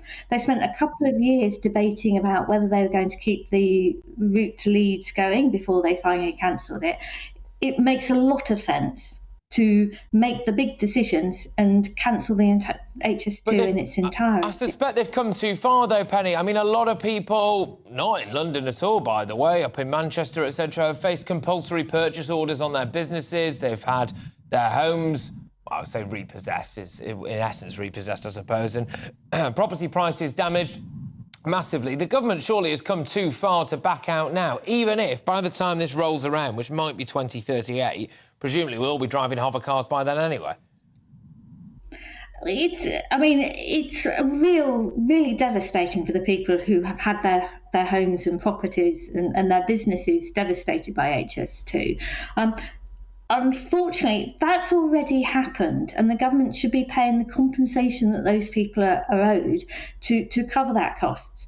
It doesn't matter to some extent whether HS2 goes ahead or not. Those people should have their compensation for the losses they've already had. I understand that, Penny. Just forgive me for asking this, Penny, because I can see on the strapline there in terms of your location, it says Bournemouth, which I'm assuming is correct. Obviously, we're spending a lot of time here talking about it maybe not getting to Euston. We are here, based at GB News now in London. But there will be a lot of people up north who might be desperate to get HS2 because they could maybe then get a slightly higher paid job in London, dare I say it, but still live in a much nicer house somewhere up north. They might be desperate for HS2. Are you, as a southerner, best placed to tell northerners what's good for them?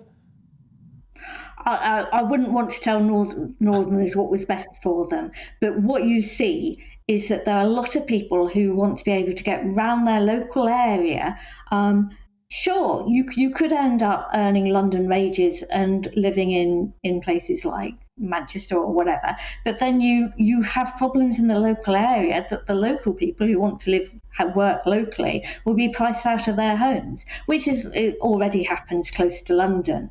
So the idea that somehow getting a better paid job while living in Manchester or whatever, if you had a better paid job in Manchester or Crewe or any of those other places that are close to HS2 or close to the future HS2 stations, it's all about levelling up, isn't it? You want to have the economic activity in the area where people want to live. You don't want to make them spend hours travelling to London to have a decently paid job. You want to level up the country.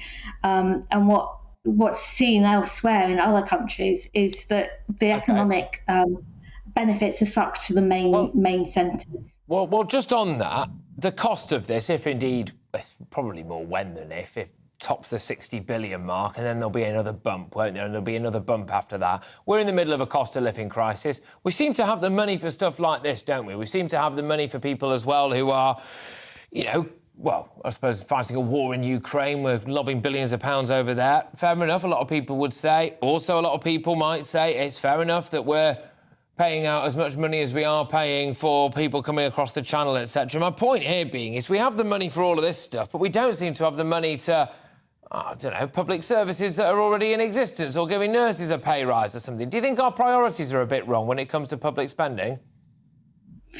I think there's always lots of calls on the public purse. I think that there are lots of things. You could spend ages arguing about whether you ought to build more hospitals or sort of let in refugees or whatever. But the fact is, with HS2, if you cancelled HS2, you would have a big sum of money that you could look at. You could spend it on building hospitals or schools or houses, national development or houses. Houses is another one. But it opens it up, whereas HS2 has got limited benefits to a limited number of people.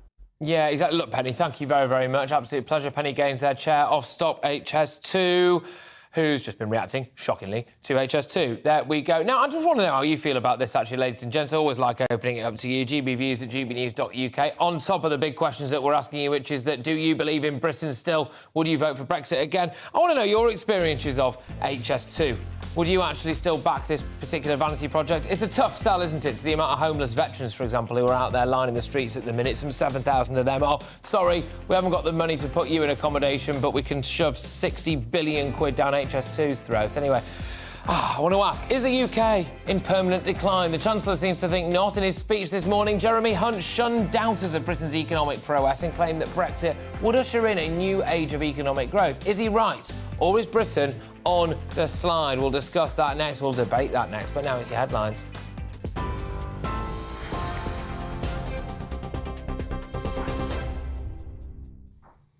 Patrick, thank you. This is the latest from the GB Newsroom. The Chancellor has insisted the best tax cut for the United Kingdom is to cut inflation. That's as he sets out his long-term plans for growing the economy.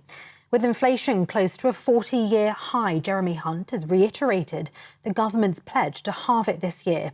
He's promised to use Brexit freedoms to boost growth and reverse what he calls a declinism attitude towards the economy. The Chancellor has also confirmed HS2 will run to central London's Euston Station as planned. It follows reports the government was planning to scale back this leg of the project, instead terminating in a West London suburb. The rail link is costing over £44.6 billion. Despite increasing costs due to soaring inflation, Jeremy Hunt says it is a priority. Now, the chair of an independent review into an NHS trust maternity care says hundreds of families and staff have raised concerns after it was fined £800,000, admitting failings in the care of a baby who died 23 minutes after birth. Nottingham University Hospitals Trust had their £1.2 million fine reduced after pleading guilty to providing unsafe care. Winter Sophia Andrews died in 2019 at the Queen's Medical Centre. And a British teenager whose far-right videos influenced the gunman in an American mass shooting has been sentenced to 11.5 years. Daniel Harris from Derbyshire posted extremist videos. They were shared by Peyton Gendron, who shot dead 10 people at a supermarket in Buffalo in New York. Manchester Crown Court heard the videos were also linked to Anderson Lee Aldridge, the only suspect in a shooting at a gay bar in Colorado. TV, online and DAB+ radio. This is GB News.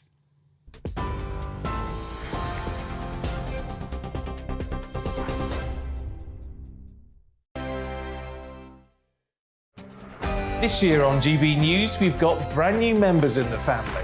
Join us. Across the entire United Kingdom, we cover the issues that matter to you. GB News will always stay honest, balanced and fair. We want to hear whatever is on your mind. And we don't talk down to you. The establishment had their chance. Now we're here to represent you. Britain's watching. Come join us on GB News, the People's Channel. Britain's news channel. Monday to Thursday, 9 p.m. till 11 p.m. Join me, Dan Wootton. I'll bring you the sharpest takes and hottest debates. Do you not believe in prison? I don't believe in prison. I'm completely stunned. I guarantee you there'll be no spin, no bias, no censorship. I actually was personally quite offended by it. And no reason to go to bed. So I guess they've always been quite woke. That's Dan Wootton tonight on TV, radio and online. Monday to Thursday from 9 p.m. till 11 p.m. on GB News. The People's Channel, Britain's news channel. We are GB News, and we'd like to say thank you to each and every one of you for bringing us your conversations, for helping our great nation find its voice. We are here for you on radio, television, and online, across England, Scotland, Wales, and Northern Ireland. It's not the BBC, you actually get your facts right. We are proud to be GB News, the People's Channel, Britain's news channel. I'm Mark White. As GB News Home and Security Editor, I cover those key issues that are so important to you. Our authorities, our communities doing all they can to combat violent crime. With the public services under unbearable strain, why are we still failing to control our borders? Defence, the first priority of any government, has been continually hollowed out. Can we trust our politicians to protect the armed forces? Join me, Mark White, on GB News.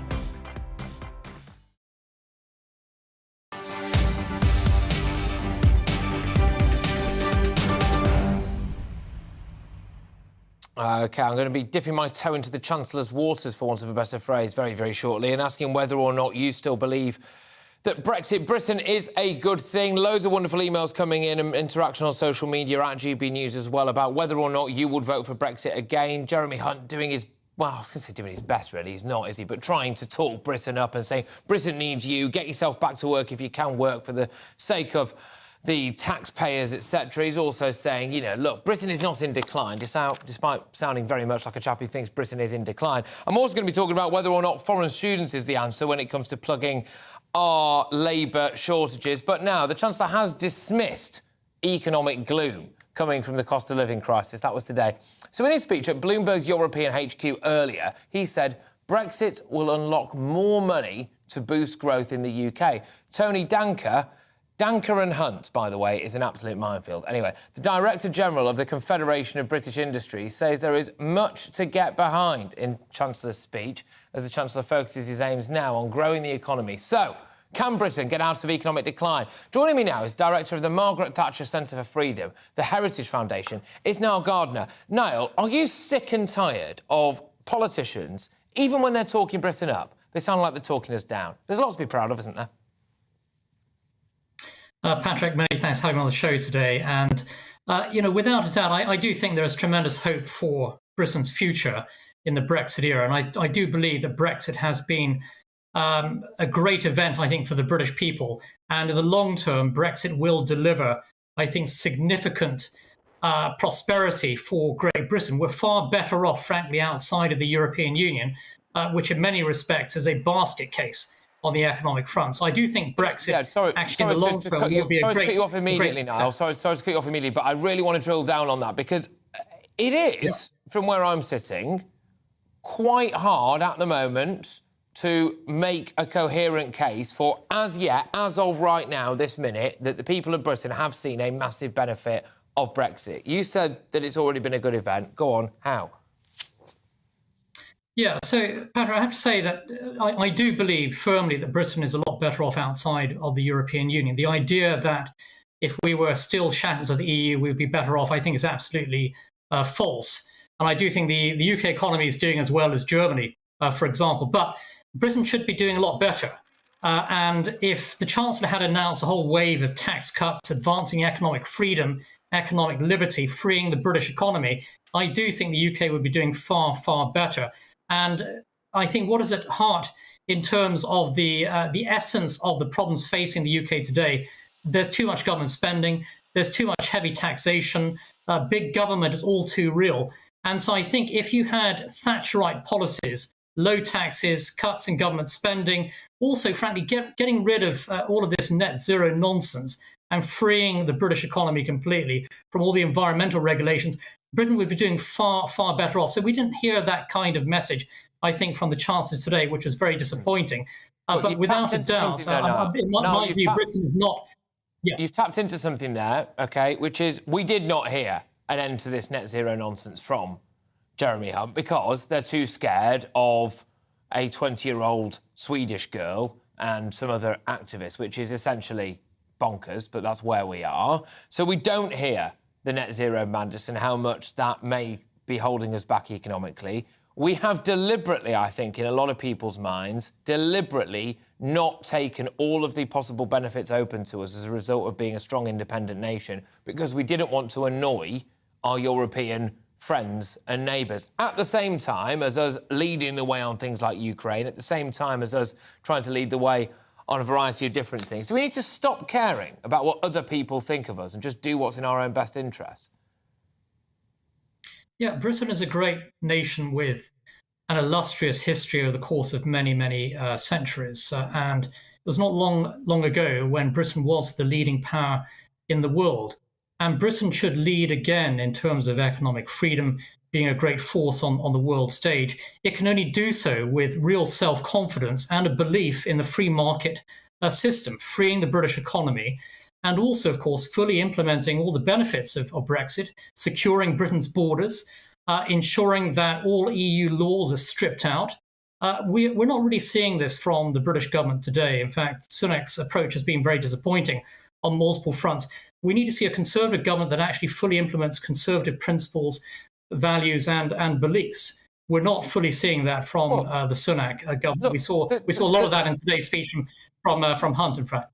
Well, the lack of trust in politics was ever thus, but it continues, doesn't it? Because here we have a man who doesn't sound particularly enthusiastic about Britain, who didn't back Brexit, trying to lecture people about what a positive thing Brexit can be, despite the fact that at every single turn people have not made the most of Brexit. How on earth the British public expected to believe a word that Jeremy Hunt says? Yeah, that's a great point. After all, Jeremy Hunt was a Remainer, really.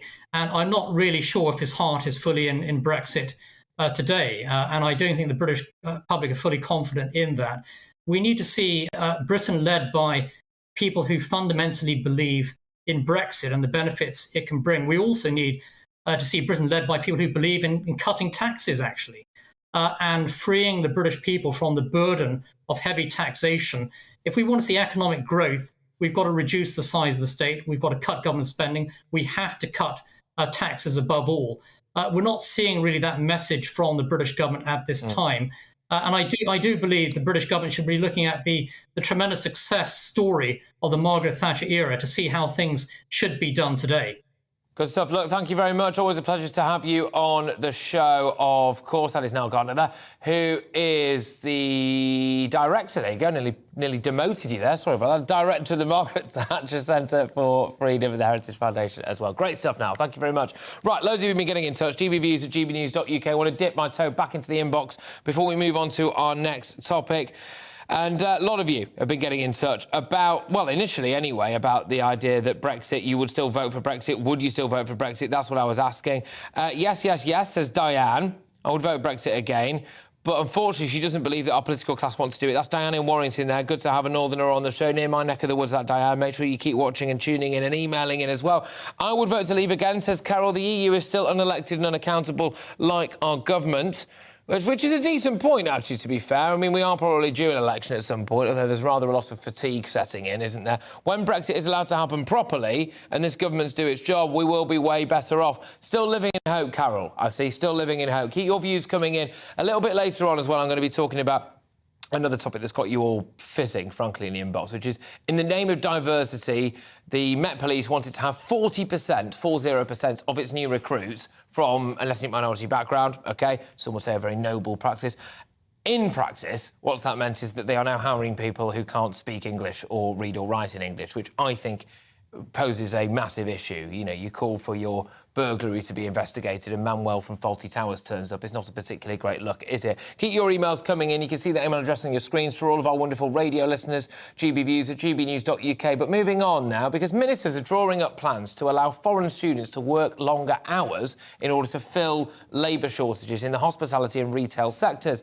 Now, the Prime Minister is looking to grow the economy by filling 1.3 million empty posts with students. There's nearly 700,000 overseas pupils in the UK. At the moment, they are limited to working a maximum of 20 hours per week, but increasing or removing this cap entirely could solve the problem, they say. This could put Rishi Sunak on a collision course, crucially, and this is, I suppose, the juicy bit, with Suella Braverman, who said that she's sceptical of these plans. In fact, as far as we can tell anyway, she wants pretty much the exact opposite to happen. That's because they'd make visas more attractive and could increase immigration. That's net, as well as, of course, in the other side of things there, illegal. Joining me now is political commentator and student Reem Ibrahim and chairman of Migration Watch UK, Al Mehmet. Thank you very much, both of you. Great to have you both on the show. Reem, I will start with you. Can we not be any more creative than looking to fill any gap in our economy with the one answer, the only solution that there possibly is? Oh, we need more immigration. Look, I think that at the moment we've got about 5.4 million people on out-of-work benefits. So clearly there is an issue with British people not working and they're sort of retaining on benefits. But actually, I think that there is no incentive. We need to reform the benefit system in order for those people, those hard-working British people, to get back into work. I think, look, students have enough on their plates where they're looking at lectures and classes and seminars and whatever it is they have to do as students. That, you know, I think we can be a bit more creative and actually get British people working rather than trying to fill it up with foreign students. Yeah, exactly. And of course, they'll be busy supporting their dependents, as indeed we're constantly told that a lot of these students do. The idea that I will be supporting anyone, I could barely support myself when I was at university, in more ways than one, all too often, actually. Alp, I'll bring you back into it now. This just seems to be in direct opposition to what the Home Secretary wants to do. I can smell blood in the water here. I've got one word for it. Daft. That's what it is. Frankly, I find it difficult to understand what's behind it, unless it's the usual Treasury nonsense of wanting to grow the economy. Well, if what we're lacking is foreign students to be working full-time rather than part-time, which they all are anyway, if that is what we're lacking to get the economy up and running again, heaven help us. And let's not forget, as you mentioned, there are 680,000 students here now, all of whom, I dare say, are working in some hours at least. And on top of that, there are postgraduate students who actually bring their dependents here to work with them. I think it's a shambolic nonsense, really.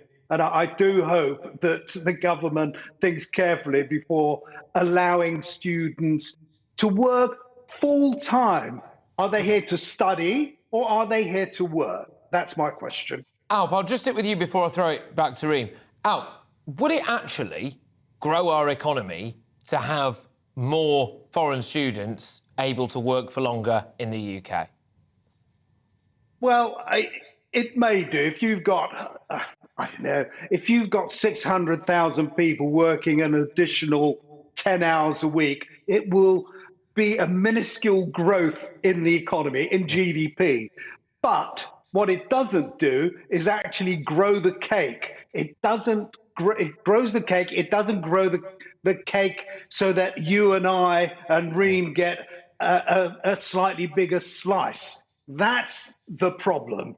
That we are desperate, and the Treasury is desperate to grow the economy with immigration. But in fact, what they're doing in the long term is adding to what is dragging the economy down.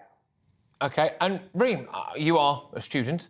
We've spoken a couple of times about your student experience in this country so far. Do you think that your student experience would be massively improved by virtue of having several more people from your seminar room looks like the UN, does it? I've got to say, I go to the LSE, so my seminar room already does look like the UN. Various sort of kids of ambassadors from across the world. So my university is pretty much, I think, 80% foreign students already. So my university is a pretty high proportion anyway. I think when we're looking at the sort of grand scheme of things within the economy, we do need to fill these vacancies somehow. I don't think that the answer is going to be with students. The benefit of using students is that they're usually temporary, so they have to leave after those 2 years, although Suella Braverman wants to reduce it to that 6 months. Yeah, well, that's a good point. Alp, I'll throw it back to you. Is it usually temporary? Because Suella Braverman appears to think it's a backdoor into Britain. Well, I'm not sure that it is so temporary, actually. Already, students can stay on for 2 years after they've completed their studies. And the last figures that I saw in the academic year 2018-19, in fact, only 60% of those completing their studies left that year. So when we're talking about 40,000 or 40% rather of people staying on out of 700,000, that's a hell of a lot of people who will need houses, who will need GPs, who will need schools, all sorts of things. Well, exactly, and that's the other quantifiable cost, isn't it, which is the effect that it would have on wider public services. And one of the things that I keep hearing whenever I do go on the odd weekend away in Britain, I go to the Lake District very often, for example, people there are saying, well, one of the reasons why we can't employ more people in our hospitality sector is because there's nowhere for them to live. So it's all very well and good having people coming over and wanting to be in the lower end of the economic spectrum. If there's nowhere for them to live, then you can't hire them to begin with. But Reem, aren't we being a bit gaslit by our government here? On the one hand, we've got Rishi Sunak saying, I want to lower immigration and I want to stop the small boats and I want to get to grips with the illegal immigration situation and all of this. And at the same time, he's saying more foreign students. Well, nothing could go wrong there. Well, I think they're trying to fill the vacancies. I think there's nothing wrong with that. But the issue is that we are sort of being sidelined here, because the idea that these foreign students sort of come over and it's only for those 2 years, these are supposed to be short-term visas. The idea is that they're supposed to fill in these vacancies in the short term. Well, then what's the answer for the long term? And then, when it comes to housing, all of these different issues, when it comes to infrastructure, public services, nothing is working in Britain. We need these people to be, have a place for them to live. And that is a direct issue with government policy. It smacks of sticking plaster politics, doesn't it? Alp, you're raising your hand. But go on, one last one quickly, Alp. Well, very quickly, the fact is that they are already working here. What this is about is big business wanting cheaper labour. And there's nothing wrong with that. We're not talking about plugging skills here. They want people to make our coffee, to pull our pint, and generally to work all hours in the service sector. OK, both of you, thank you very much. There's nothing wrong with cheap labour, but if it's driving down the wages for everybody... Anyway, yes, right, there we go. There is. Oh, exactly. right, OK. OK. Oh, well, gosh, I've got the seal of approval from Out Mehmet there. Look, both of you, thank you very much. I've got to go. Thank you very much. Out Mehmet there of Migration Watch, Freeview, Ibrahim. Thank you very, very much as well. Right, quickly now, loads more to come in the final hour for you. I'm going to be careering through the news like no tomorrow. Do you still believe in Britain? Do you think we're in decline? I'm going to be talking about all of that. I'm also going to be talking about the Met Police's big woke agenda and much, much more, ladies and gentlemen. GB Views at gbnews.uk. Now, though, it's your weather. Alex Deacon here with your latest weather update from the Met Office. Most of us will have a dry weekend. Quite a lot of cloud around, but some sunny spells. Sunday will be a little bit milder than Saturday. High pressure is trying to control our weather, but kind of from a distance. And every now and then around the top of it, weather fronts are pushing southwards. And this one is going to bring some wet weather this evening across parts of western Scotland, starting off in the Western Isles, the Northern Isles, trickling into the mainland. And by the end of the night, we'll see some of that rain getting down towards Glasgow and also eking into Northern Ireland, but nothing too heavy. For most of England and Wales, it's a dry night. In the south, though, there will be a frost where we keep clear skies, and some dense patches of fog are also likely. -1, -2, that's towns and cities. Rural spots could get down to -5 or -6. So Saturday, a bit of a mixed picture. Fog and frost in the south, slow to clear. Thick cloud and drizzly rain for a time over northern England and North Wales. The north coast here may be a bit dank and drizzly, especially through the afternoon. Brighter skies, though, arriving for Scotland and Northern Ireland. A few showers will continue over the Northern Isles. Temperatures mostly at 6s and 7s, perhaps 7 or 8 on some western coasts. So generally a touch lower than they have been through today. On Saturday evening, again, most places will be dry. Just a little bit of drizzly rain around some of the coasts across Wales and a few showers in the far north of Scotland. But as I say, most places just dry and cloudy. Again, some fog is possible, but with more cloud around, perhaps not quite as cold, certainly in the south, as it will be overnight tonight. Sunday then, generally a grey day. Best chance of any sunny spells across northeastern parts of England and Wales, maybe northeast Scotland. But another band of rain coming in. That could be a little heavier and also turning very windy across Scotland during the course of Sunday with very blustery conditions overnight. Further south, the breeze will pick up a little bit, but generally a dry, cloudy day. And it is looking a little milder on Sunday compared to Saturday.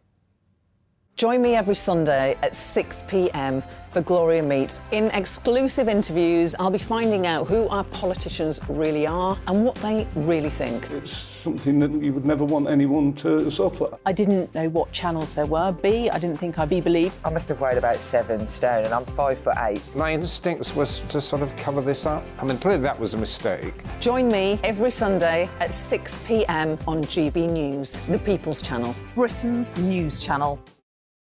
I'm Camilla Tominey.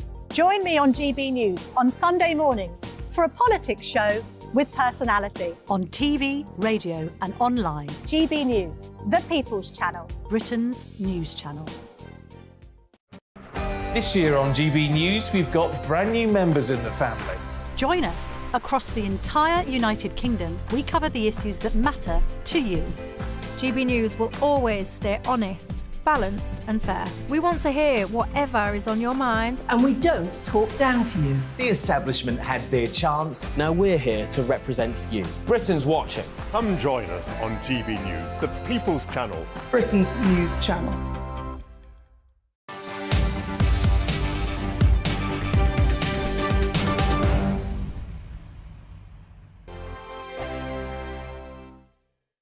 He's the king of breakfast TV and he's back. Eamon Holmes, back on the TV Surprised with me this morning. Even remember my name. I know, it's been 4 months. You have holy water by your bed? Oh, yes. Oh, already to bless. Yeah. Oh, Eamon.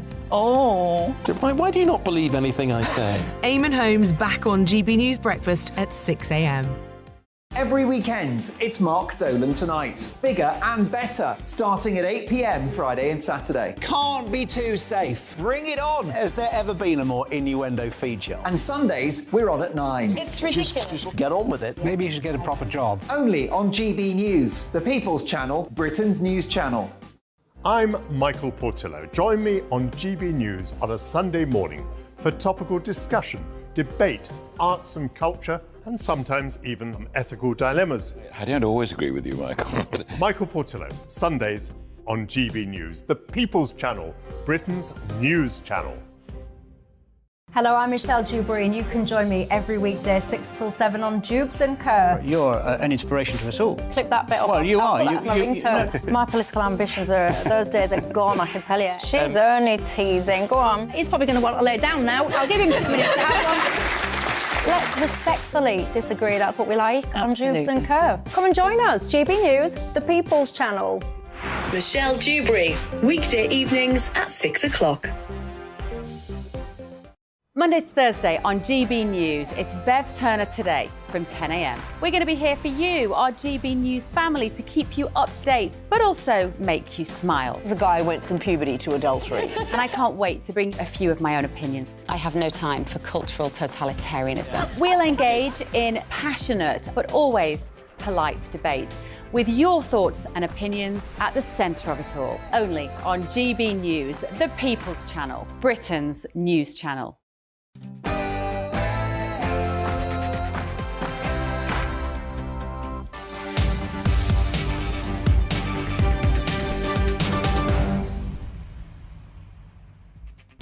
Big final hour coming your way, ladies and gentlemen, with me, Patrick Christys, on GB News. Now, Jeremy Hunt has set out his vision for UK economic growth in a hallmark speech at Bloomberg's European headquarters. The Chancellor has said the best tax cuts Brits could possibly have is to cut inflation. He's also said Brexit will become a catalyst for growth in order to reduce the weaknesses in the UK economy. He, however, did not seem particularly enthused by what he was saying.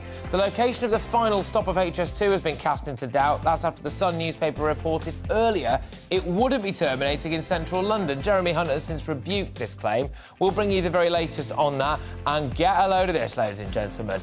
They always eat their own in the end. The Guardian has come under criticism from its own workforce for a podcast about its own history. Could Britain's landmark lefty paper actually be institutionally racist? I've got a feeling it might have to cancel itself. Good grief, can you imagine? So woke it's had to cancel itself. We've got all of that coming your way and loads more. As ever, I want to hear from you. GBviews at gbnews.uk. 2 questions. Would you vote for Brexit again? I'm going to be talking to viewers live on air very shortly, actually. Do you back Britain in the way that you did in 2016? Why? Why not? And is diversity getting in the way of good policing? That's after it's emerged that our Met Police Force are trying to hit a 40% diversity quota, and in doing so, they're having to employ people who don't even speak the lingo. Now it's your headlines.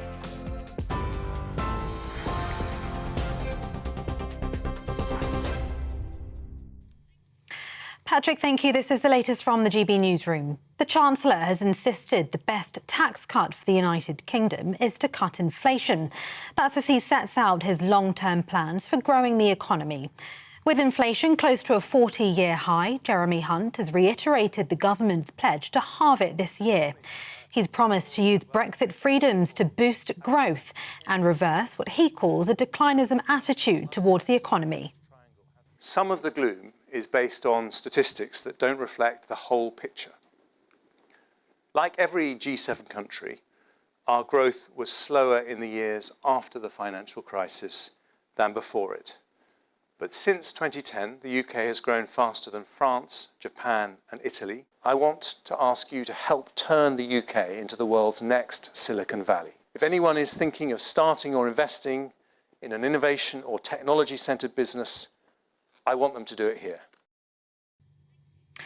Well, Jeremy Hunt also confirmed today HS2 will run to central London's Euston Station as planned. It follows reports the government was planning to scale back this leg of the project, instead terminating in a West London suburb. The rail link is costing over £44.6 billion, but supporting 22,000 jobs. Despite increasing costs due to soaring inflation, the Chancellor says it is a priority. The chair of an independent review into an NHS trust maternity care says hundreds of families and staff have raised concerns after it was fined £800,000, admitting failings in the care of a baby who died 23 minutes after birth. Nottingham University Hospitals Trust had their £1.2 million fine reduced after pleading guilty to providing unsafe care. It's the highest fine ever issued for failings in maternity care. Winter Sophia Andrews died in 2019 at the Queen's Medical Centre. Her mother, Sarah Andrews, says no financial penalty will bring her daughter back. We thank the judge and recognise the delicate balance she has made to impose this significant fine, which we hope sends a clear message to trusts managers that they must hold patient safety in the highest regard. Sadly, we are not the only family harmed by the trust's failings. We feel that this sentence isn't just for Winter, but it's for all the other babies that have gone before and after her. Well, some breaking news to bring you in the last few minutes. A man has died after being crushed by a telescopic urinal in central London. Emergency services were called to the scene in West London just after 1 o'clock this afternoon. But the maintenance worker was pronounced dead at the scene. We'll bring you more on this story as we get it. Now, a student nurse has appeared in court charged with planning a terror attack at an RAF base in North Yorkshire last year. 27-year-old Mohammed Farouk is also charged with possession of explosives after he was arrested outside a Leeds hospital last Friday. A military bomb disposal team was called to the hospital and a maternity ward was evacuated as a precaution. He's due to appear at the Old Bailey next Friday. A British teenager whose far-right videos influenced the gunman in an American mass shooting has been sentenced to 11.5 years in prison. Daniel Harris from Derbyshire posted extremist videos calling for what he called the total extermination of subhumans. The videos were then shared by Peyton Gendron, who shot dead 10 people at a supermarket in Buffalo in New York. Manchester Crown Court heard the videos were also linked to Anderson Lee Aldridge, the only suspect in a shooting at a gay bar in Colorado. The King and Queen Consort have lit candles at Buckingham Palace to mark Holocaust Memorial Day today. King Charles and Camilla spoke with Dr. Martin Stern, who survived a Nazi concentration camp during the Second World War. They also met Amuna Adam, a survivor of genocide in Darfur in Western Sudan. Today marks 78 years since Auschwitz-Birkenau, the largest Nazi death camp, was liberated, a day to remember all victims of genocide around the world. The Israeli ambassador to the United Kingdom, Tzipi Hotovely, spoke to Arlene Foster about the importance of today. And I think nothing is more important than listening to a survivor story, because this connects you to the feeling of the horrors, and you can understand how it feels to be a normal Jew living in Europe, having normal life, and then in one moment, everything is disappearing. The Holocaust is presented usually in black and white. Yeah. And it keeps you away from it. I mean, you're very distant from those old pictures. So I think that going through modern ways of teaching and educating is also an important tool to do that. Yeah. Those are your headlines. So with GB News, we'll bring you more news as it happens. Now, Patrick, it is back to you.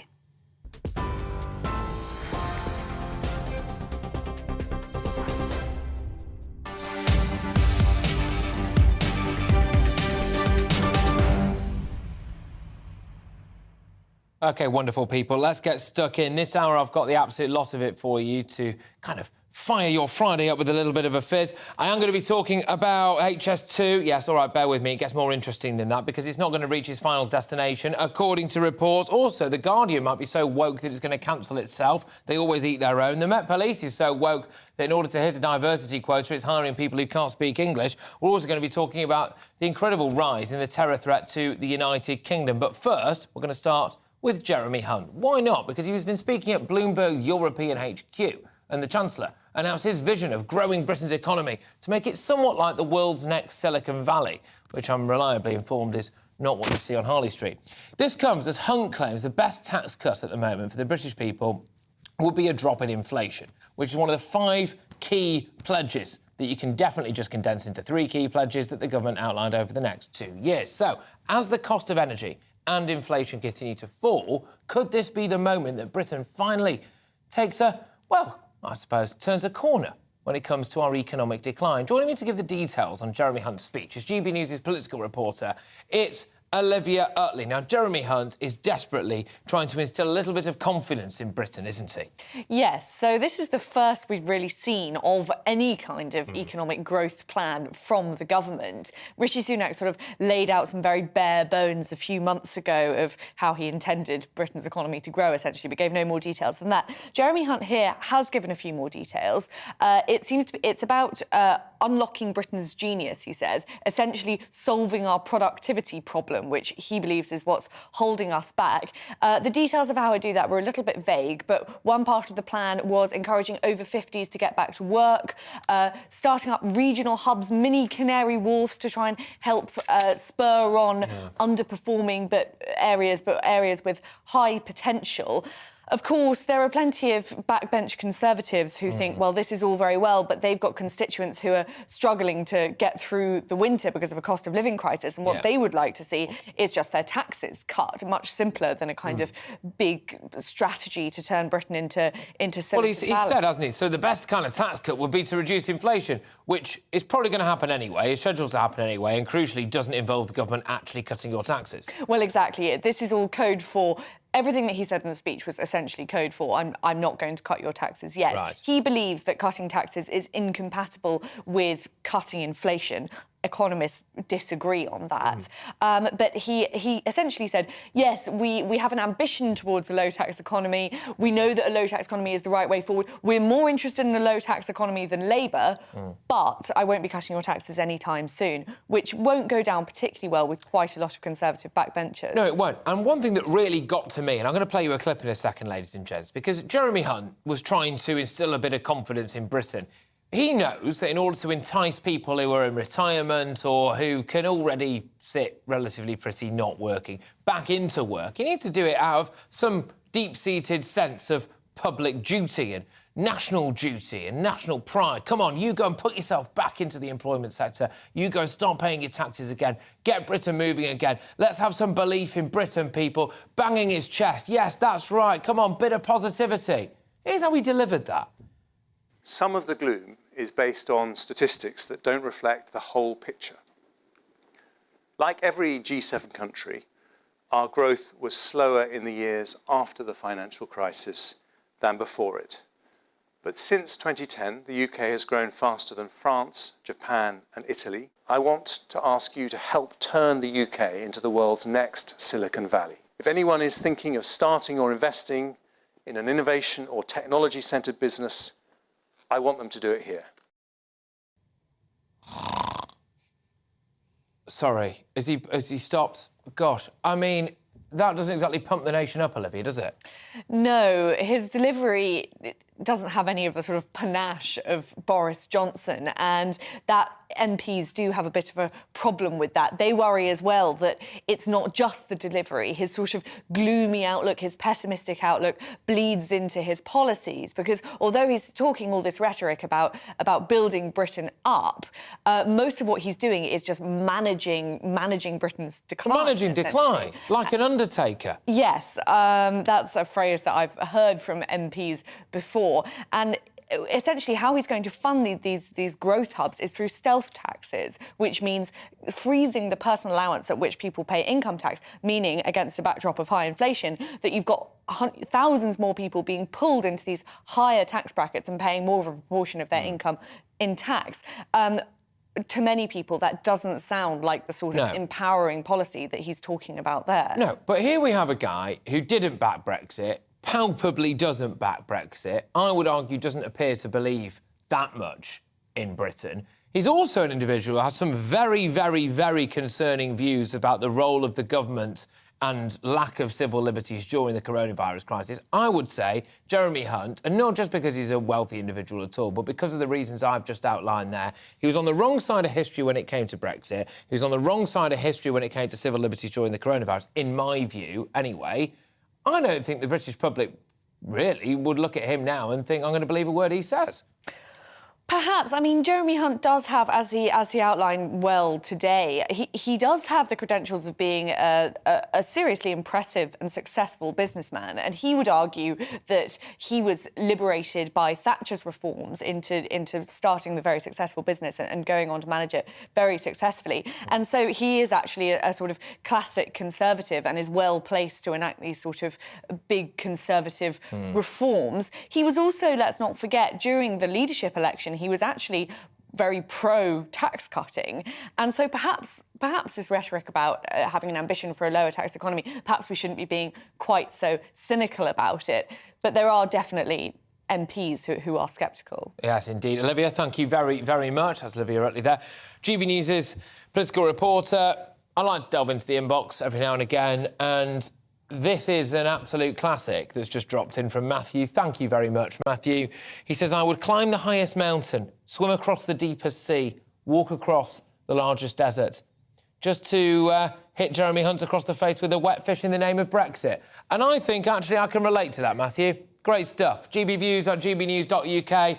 It's solid gold in the inbox, people. Now, part of the Chancellor's economic vision includes nuclear power. Investment freed up by scrapping EU rules is said to be going towards building nuclear power stations, starting with Sizewell C. Joining me now is the former CEO of Energy UK, Angela Knight. Angela, thank you very much. Jeremy Hunt wants to talk about maximising Britain's Brexit potential, of course, despite not actually believing in Brexit himself. So we're off to a flyer there.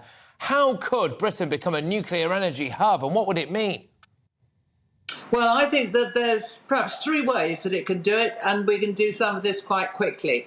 The big power stations, such as the Sizewells, they take a long time to build. That doesn't mean we shouldn't build them. And, of course, they do cost a lot of money, too, something like, 20-odd billion pounds and 10-odd years to build. But we need to do that. And so the more the government just urges that along, takes investment, does strategic work, I think it's a good thing.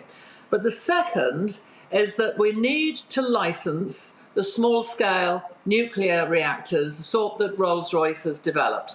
So get them through this licensing process, which we set up, and get it through them quickly. And then the second thing that we need to do is use, I would suggest that we use things like mechanisms like the British Business Bank to help get the public, to help get the pension funds and other sort of investment funds to invest in these small-scale nuclear reactors, because you can build them for $1 or $2 billion, and you can build them in 1 or 2 years, and that would get us really well along the line and skill us up as a nation in nuclear power, nuclear technology. Now, all of that stuff, very good. You're a lady who knows everything there is to know, clearly, about nuclear power, about Energy UK and all of this thing, and that is fantastic. But for absolute plebs like me, I'm going to need you to break it down. I want you to tell me, why should I care about this stuff? Why should I care about nuclear energy? Every time I'm shivering in my own flat at the minute because I don't want to turn the heating on. Every time I look on the telly, there's Greta Thunberg there telling me that she's not going to be happy until I'm colder. Is this going to do anything to, reduce my bills? Why should I care? Well, the reason you care is exactly that, is because you want to be warm, you want to have the lights go on when you switch on. And the thing about nuclear is that it's reliable, it's there, and what's more, it's low carbon.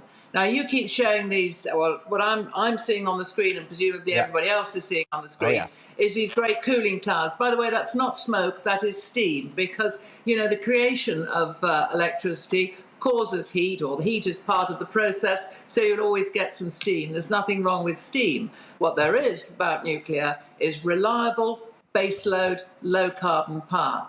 And you need that as well as renewables. And you also need something in the middle that actually you can fire up very quickly if the wind doesn't blow. So creating an energy market, energy power stations of various forms in this country relies on a mixture of investments and a mixture of techniques. We should get on with it, and a lot of it can be done, not by the taxpayer, but it can be done by investors. Government has to do the framework, license the technology, and get on with a little bit of catalyst and push it ahead.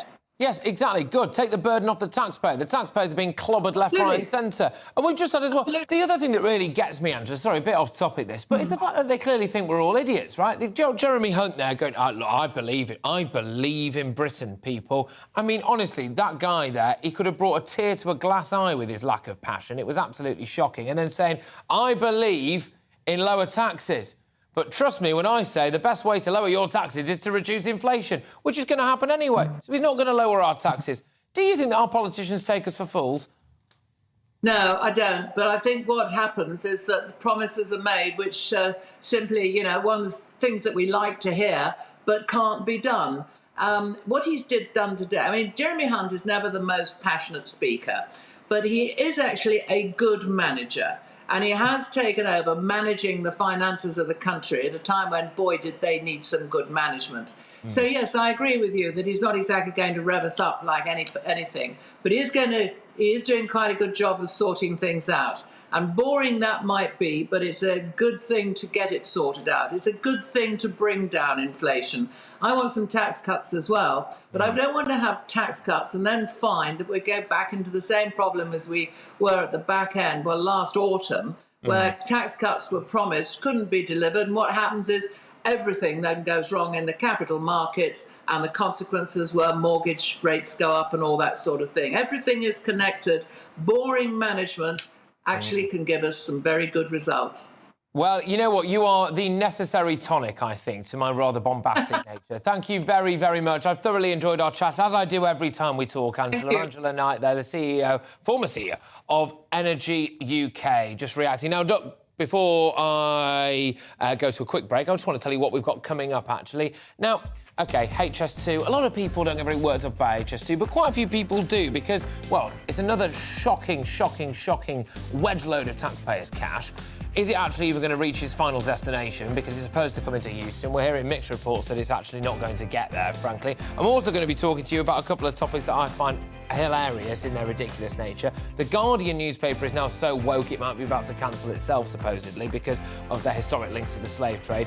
That's unbelievable. They always eat their own, don't they? And the police force, in a desperate bid to manage to hit its target of 40% of new recruits coming from a BAME background, is now actively recruiting people who can't speak English, which is just unbelievable, isn't it, ladies and gentlemen? Why are we pushing for this? Is diversity getting in the way of good policing? I'm also going to be talking about some interesting figures which have dropped, which appears to show a remarkable rise in terrorist activity in this country. I'll be picking the bones out of that one, Ricky Bersam, very, very shortly.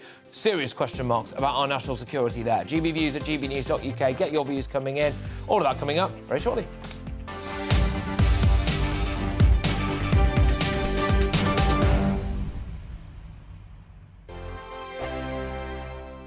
I'm Simon Evans. Join me on GB News for Headliners at 11 p.m. What's the scoop? I'll be joined by two of the country's top comedians. That's right. As we take a look at tomorrow's newspapers tonight. We're going to get into trouble. If it's a big story, we'll be covering it. Spill some tea on him.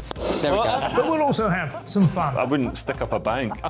My father didn't love me. So anyway... Headliners every night from 11 on GB News, the People's Channel, Britain's news channel. Join me, Patrick Christys, Monday to Friday, 3 till 6. We tackle the day's news agenda like you've never seen before. It's high tempo, high octane, the most controversial topics and the best guests. You will not be able to take your eyes and ears off it. I'm not afraid to ask the questions that you really want answered. 3 till 6 p.m, Monday to Friday on GB News, the People's Channel, Britain's news channel.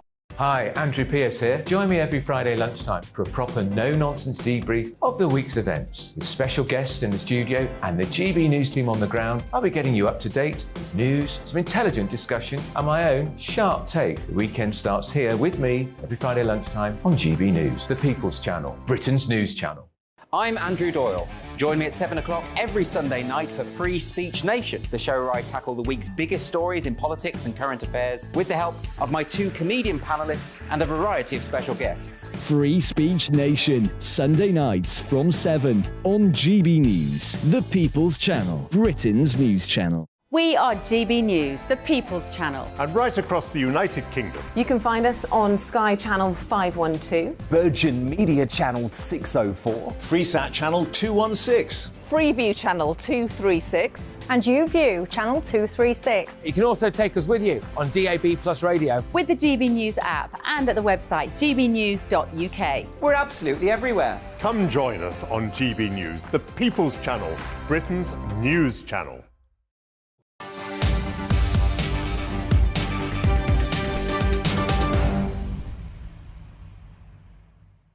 OK, it's HS2 time, ladies and gentlemen. It gets a lot of you very hot and bothered, and I'm not surprised, because from where I'm sitting, it does appear to be quite an expensive thing that may well not actually reach its destination, which are arguably two massive flaws in this infrastructure project. But Jeremy Hunt has played down reports that HS2 may fall short of actually reaching the capital.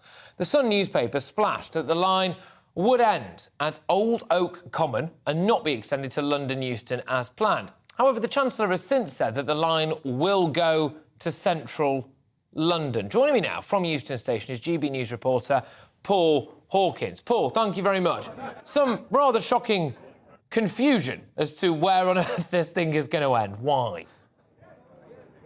Yeah, that's the key word, isn't it? Confusion and uncertainty, because the whole point of digging a 60-acre site behind me, demolishing the hotel that used to be behind me, demolishing the buildings, bringing in all this noise, this dust, digging up these huge holes in the ground, this 60-acre site for a brand new station at Euston was to receive Britain's second high-speed purpose-built rail line, HS2. And then reports emerged this morning from The Sun that actually, because of inflation, then it's going to go even more over budget. I mean, we're already looking at almost 100 billion for this project, but because of inflation, they're not going to quite get there in terms of cash terms. So I'll tell you what, forget the 5 miles of tunnel that will have to connect from where I'm standing to Old Oak Common, which is another station being built. That would be the station before Euston. We'll just get the train to terminate at Old Oak Common station, which is out in Acton in West London. So the people around here were thinking, well, hang on, well, we've been promised that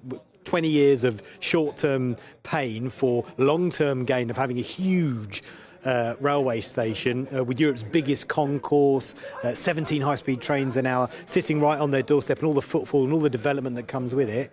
Actually, it might not happen. However, Jeremy Hunt stepped in and corrected the issue this morning. This is what he had to say. I don't see any conceivable circumstance in which that would not end up at Euston. And indeed, I prioritised HS2 in the autumn statement. We have not got a good record in this country of delivering complex, expensive infrastructure quickly, but I'm incredibly proud that for the first time in this last decade under a Conservative government, we have shovels in the ground, we are building HS2, and we're going to make it happen.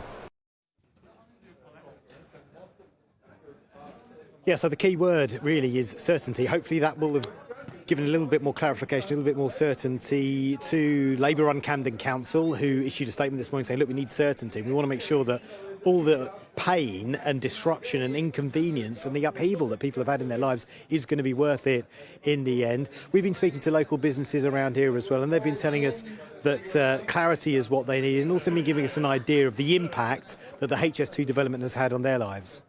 A decision needs to be made. If it's going to Old Oak Common, then all this work needs to stop, and we can have the freedom of just movement, and the businesses can get on. And if it is going to sort of happen in sort of Euston, then that work should be done as quick as. To be honest, our business hasn't really been affected as much because we have the construction workers coming through as well. Oh yeah. Yeah, right, so that's okay. Living around the area as well, it hasn't. The only problem I'd say is like when they do road closures for parking and all that stuff. And when they do close the roads, to be honest, then our business does get affected a bit.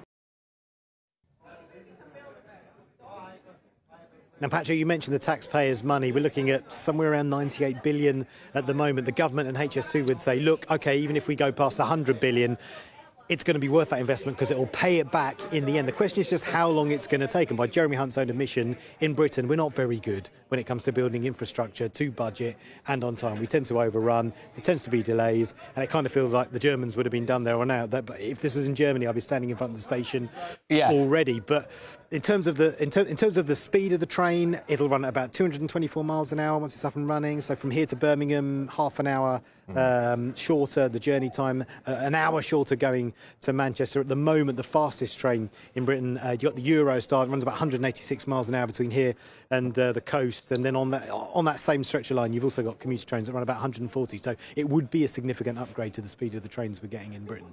Yeah, it would indeed. I think you make a fantastic point.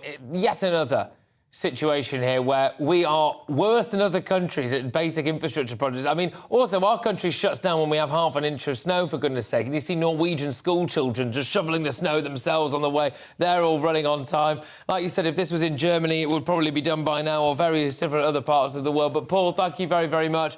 Great report. And I'm hoping that you might be able to be relinquished from your post now and actually go in somewhere warm, because, bless you, you've been out there all day. Paul Hawkins there, our national reporter from Euston Station. One day I will cut to Paul Hawkins with an actual train behind him, because that particular bit of HS2 will actually have been finished. I don't know about how you feel on this, ladies and gentlemen, but 98 billion quid's worth of taxpayers' money for a project that might not be completed by 2038, after loads of people have businesses and houses compulsory purchased, countryside with a half-built train track running all the way through it, areas completely, in some respects anyway, changed forever irreversibly already as a result of HS2, for a technology that one would imagine will be significantly out of date by the time it actually gets off the ground, for want of a better phrase. I find that pretty shocking. A little bit of a waste of taxpayers' money, some would say. Get your views coming in, gbviews at gbnews.uk.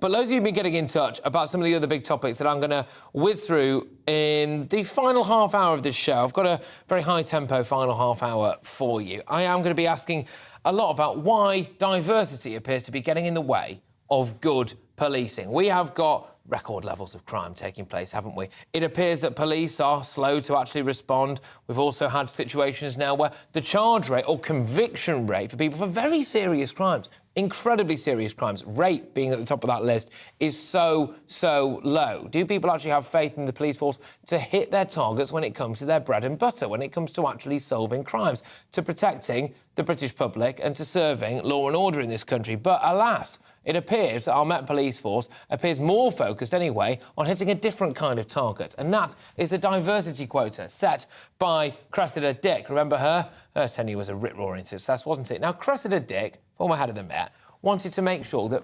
40% of new recruits by 2023 were of a BAME background, so an ethnic minority background.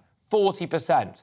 That's astonishing, really, considering that doesn't appear to be particularly representative of the ethnic minority background of the country. Some would say that's already over-representative, wouldn't they? But in their desperate, headlong pursuit of diversity and wokedom, when police, of course, are not too busy doing the Macarena at an LGBTQ+ march, or they're too busy taking the knee outside Downing Street, or all of this stuff. No, policing unconscious bias or mean tweets on the internet. Well, actually, what it's turned out is that they've started employing people who can't speak English. So let's just play that to its natural conclusion, ladies and gentlemen. As a result of us trying to hit a diversity quota, we are now in a situation where a police officer who wants to become a Met police officer anyway doesn't speak the language of the people who are desperately trying to get them to solve a crime that's taken place. Someone's just been stabbed on the street, let's call a police officer, and it's like dealing with man well off faulty towers. You're with me, Patrick Christys, on GB News. I'll be picking the bones out of that one later, believe you me. Stats from the government's Prevent scheme, though, this is another big one for you, show there's been a large rise in the number of young men being reported to that counter-terror programme. But get this, though, you might think, well, is it far right? We keep hearing, don't we, about the rise of the far right. Is it Islamist terrorism? In fact, there was a man in court earlier today charged with a very, very serious terror offence in terms of he was found, allegedly anyway, with a pressure cooker outside a hospital. Good grief, the mind boggles. But no, it's not that. Supposedly, it's a woman-hating incel ideology. It is a rather morbidly, I'll admit, but fascinating situation, this. I'm going to talk to an expert on all of this stuff and just find out exactly why this is happening. The woman-hating incel ideology is apparently giving Prevent and our counter-terror programme sleepless nights. More on that next, but first, it is time for your latest headlines.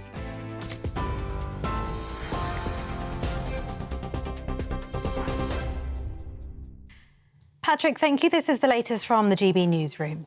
The Chancellor has insisted the best tax cut for the United Kingdom is to cut inflation. That's as he sets out his long-term plans for growing the economy. With inflation close to a 40-year high, Jeremy Hunt has reiterated the government's pledge to halve it this year. He's promised to use Brexit freedoms to boost growth and reverse what he calls a declinism attitude towards the economy. The Chancellor has also confirmed HS2 will run to central London's Euston Station as planned. It follows reports the government was planning to scale back this leg of the project, instead terminating in a West London suburb. The rail link is costing over £44.6 billion. Despite increasing costs due to soaring inflation, Jeremy Hunt says it is a priority. The chair of an independent review into an NHS trust maternity care says hundreds of families and staff members have raised concerns after it was fined £800,000, admitting failings in the care of a baby who died 23 minutes after birth. Nottingham University Hospitals Trust had their £1.2 million fine reduced after pleading guilty to providing unsafe care. Winter Sophia Andrews died in 2019 at the Queen's Medical Centre. A man has died after being crushed by a hydraulic urinal in central London. Emergency services were called to the scene at Cambridge Circus in the West End just after 1 o'clock this afternoon to reports of a seriously injured man.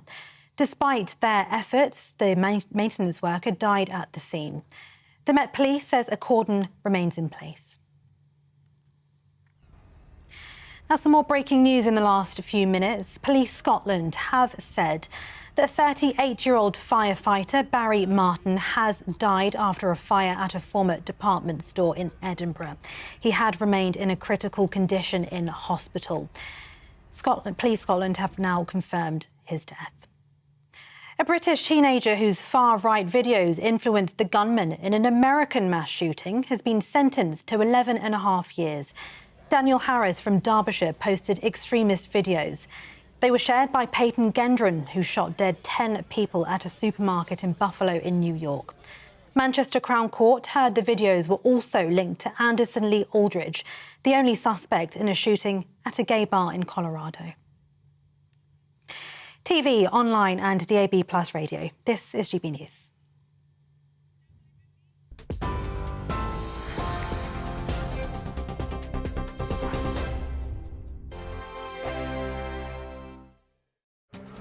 This year on GB News, we've got brand new members in the family. Join us. Across the entire United Kingdom, we cover the issues that matter to you. GB News will always stay honest, balanced and fair. We want to hear whatever is on your mind. And we don't talk down to you. The establishment had their chance. Now we're here to represent you. Britain's watching. Come join us on GB News, the People's Channel. Britain's news channel. Join me, Nana Akue, Saturday and Sunday afternoons on GB News. Expect fiery debate and passionate discussion as me and my panel tackle some of the biggest topics hitting the headlines. It's a place for everyone's opinion. No one gets cancelled, but no one gets an easy ride. Oh, she's on it today! Be ready for conversations that are fierce, frank, and of course, fun. Every Saturday and Sunday afternoon from 4 p.m. on GB News, the People's Channel.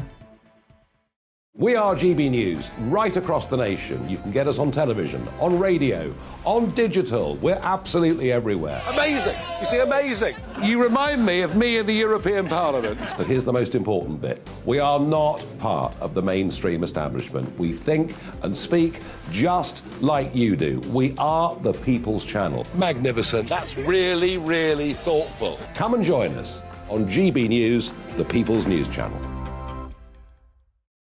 Join me every Sunday at 6 p.m. for Gloria Meets. In exclusive interviews, I'll be finding out who our politicians really are and what they really think. It's something that you would never want anyone to suffer. I didn't know what channels there were. I didn't think I'd be believed. I must have weighed about 7 stone and I'm 5'8". My instincts was to sort of cover this up. I mean, clearly that was a mistake. Join me every Sunday at 6 p.m. on GB News, the People's Channel. Britain's news channel.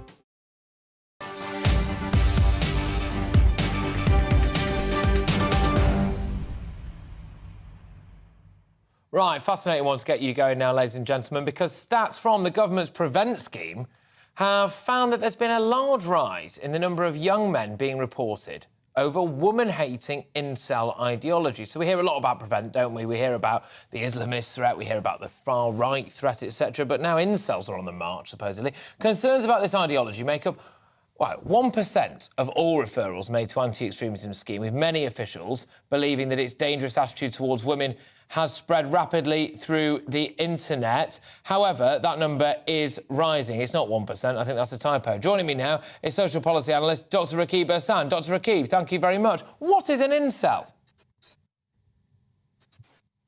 Well, I think that according to the counter-terrorism officials, they're describing incel extremism, you could say, as an emerging risk.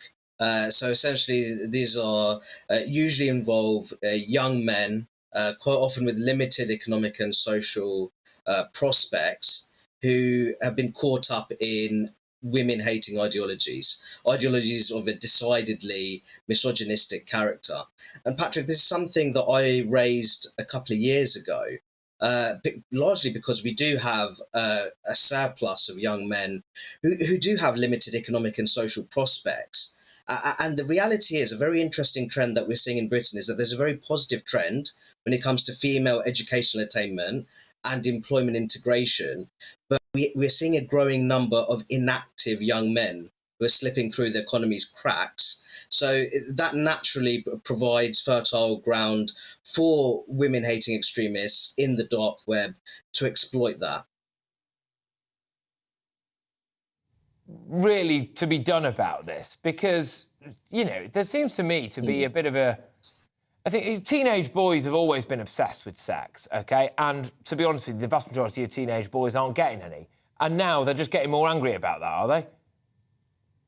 Well, I think that there's something to be said about the fact that young men, more times than not, are hyper-competitive. And the usual markers, well, traditional markers of social status, that could be based on education, that could be based on your occupation, your degree of wealth, and ultimately level of romantic advancement in your life. So I think that if you're, the population figures show that there's more young men than women. If they're competing in a rather, how do you say, an intense romantic market, but they're struggling, then there is the possibility that that breeds frustration, which in turn can give rise to certain, or rather that it makes them more vulnerable to women-hating ideologies, Patrick.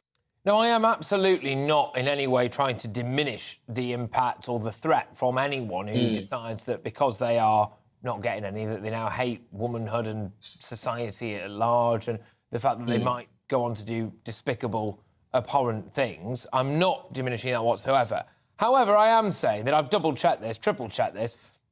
A senior counter-terrorism officer describes incels as an emerging risk, making up, and it is 1% of all referrals, 77 cases in the year to March 22. We keep hearing about this emerging risk. We keep hearing about that, and we keep hearing about the far right. Could people be excused for thinking they're just trying to use this to mask what the real risk is, which is still Islamist terrorism? Well, that's a point that we've made together on numerous occasions, that the prevailing terror threat in modern-day Britain is still presented by Islamist extremism. I'd also make the point that, as it stands, the latest figures show that incel-related referrals make up 1% of referrals to the anti-extremism prevent scheme. It's starting from a very low base. Now, I'd make the point that in the 12 months leading up to 2000, there was 0 referrals when it comes to this strand of extremism, you could say. And then only last year, the 12 months leading up to March 2021, it was 3 cases. Now it's shot up to 77. Now it could be possibly that there's greater awareness within public institutions following the Plymouth shooting, which was somewhat incel related. But of course, we have to put everything into perspective. And the reality is, when it comes to prevailing terror threat, that is presented by Islamist extremism. And it's very important not to exaggerate what is ultimately an emerging risk, which poses a paltry portion of referrals to prevent.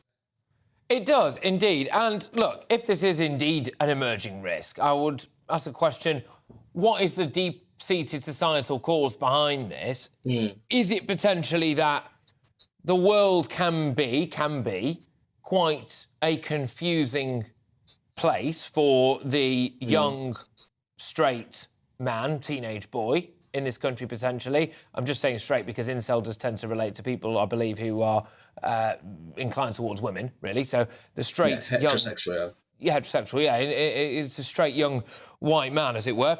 Why are they feeling particularly lost at the minute? Do you think they don't feel as though there's anyone particularly speaking for them? I think that's a real possibility, Patrick. I think there's problematic cultural trends there. You hear this concept of toxic masculinity. There's these growing modern feminist movements who I don't think are entirely helpful at all. Ultimately undermining the importance of men more generally in society. And I think that doesn't help the situation in the slightest. I think that what we have to do, you have to invest in younger men. And we're also talking about younger men living in communities where there's high rates of fatherlessness. And that's something that many politicians are very reluctant to talk about. So if they're coming from those kind of communities, on top of that, they have limited economic and social prospects, that can breed certain levels of frustration, which in turn might be exploited by those in the dark web. Yeah, absolutely. And Dr. Rakib, I don't think it'll be the last time that we talk about this. Always a pleasure to have you on the show. Thank you very much. Dr. Rakib San there, who is a social policy analyst, just reacting to those figures regarding the incel community, believe it or not. Moving on from that now, The Guardian has come under criticism from its own workforce. Oh, you hate to see it, don't you? For a podcast about the history of the publication. The organisation was accused by 3 people of institutional racism, editorial whiteness and ignorance. It's the trifecta, isn't it? That's after it explored its own historic connections to the slave trade. Joining me now is Kelvin Mackenzie, former editor of The Sun. Kelvin, The Guardian is now so woke it might do us all a favour and cancel itself. Well, I must say I enjoy the pain that they will be suffering. I mean, although I must say, having read some of the statements from the producers who have either been kicked off the job or walked off the job, I'm beginning to feel, for the first time in my life, quite sorry for the management of The Guardian. So this all starts off because a guy founded the Manchester Guardian, as it was then. I was there, actually, in I think in the early 1800s, and he edited it as well as owning it. And what he did was that he may have had, although the early indications, you'll be pleased to know, especially from The Guardian, show that he didn't have any links with the slave trade, didn't make money out of it, and wasn't really connected with it, which is a bit bizarre, really, because why on earth, if it didn't have these links to it, why did The Guardian look into it? And then the issue then came up. So The Guardian correctly hired 3 audio producers who were black. Okay? And the reason that that's become an issue is that they get pushed out, and that led to this attack on the whiteness and the microaggression within The Guardian. The Guardian wants to finish off this podcast and has therefore gone into the black audio community in order to hire new producers. And it's at that point that the producers who got pushed aside have suddenly come up with all these rather serious allegations. I mean, so I'm on both sides of this argument. I love the pain that The Guardian's going through, and they're having to answer these kinds of questions for the first time. Yes, they're having to answer questions that they pose to everyone else. I mean, I believe it was The Guardian that even came out and said that gardening is racist, the countryside is racist, everything is flipping racist these days, isn't it? Well, now it turns out The Guardian might have some of its own problems, and maybe when these questions are posed to itself, they might realise how ridiculous it is, or perhaps, Kelvin, I'm having one of the issues that The Guardian is very close to, maybe I'm having a microaggression. I think you probably are. There won't be the first time, will it? No. So anyway, as far as The Guardian is concerned, actually, strangely, even if it was found out to be that the owner turned out to be racist, what would happen if that were the Daily Mail or some other paper, or especially The Sun or something like that? They'd insist that it was shut down, wouldn't they? It should be closed, and then there would be a boycott, either by the advertising community, which would definitely boycott The Sun or the Daily Mail if that were found out. But in The Guardian's case, miraculously, it will turn out, oh no, we mustn't do that. We've got to keep these left-wing turds in job.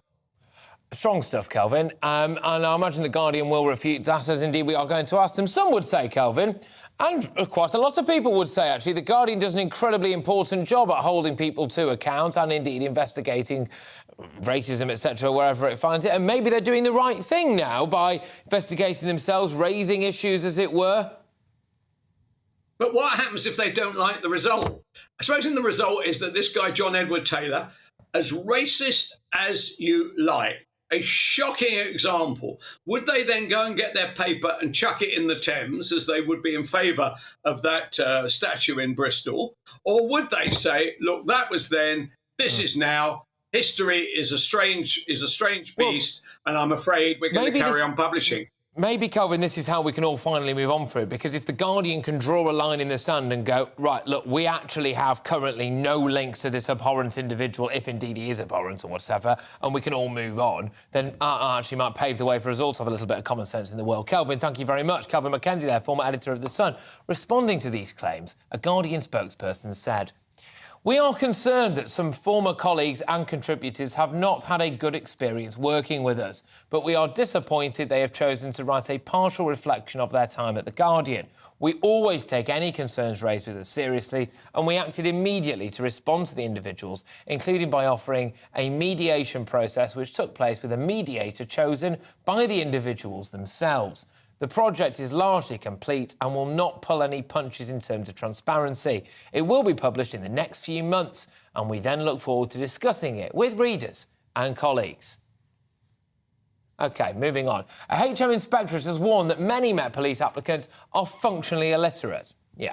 HMI Matt Pars warned that recruitment practices have been beginning to impact standards in the force as it rushes to fill diversity quotas. Joining me now is Chris Hobbs, a former Met Police officer. Chris, in a nutshell, Cressida Dick wanted to have 40% of new recruits in the Met to be from BAME backgrounds.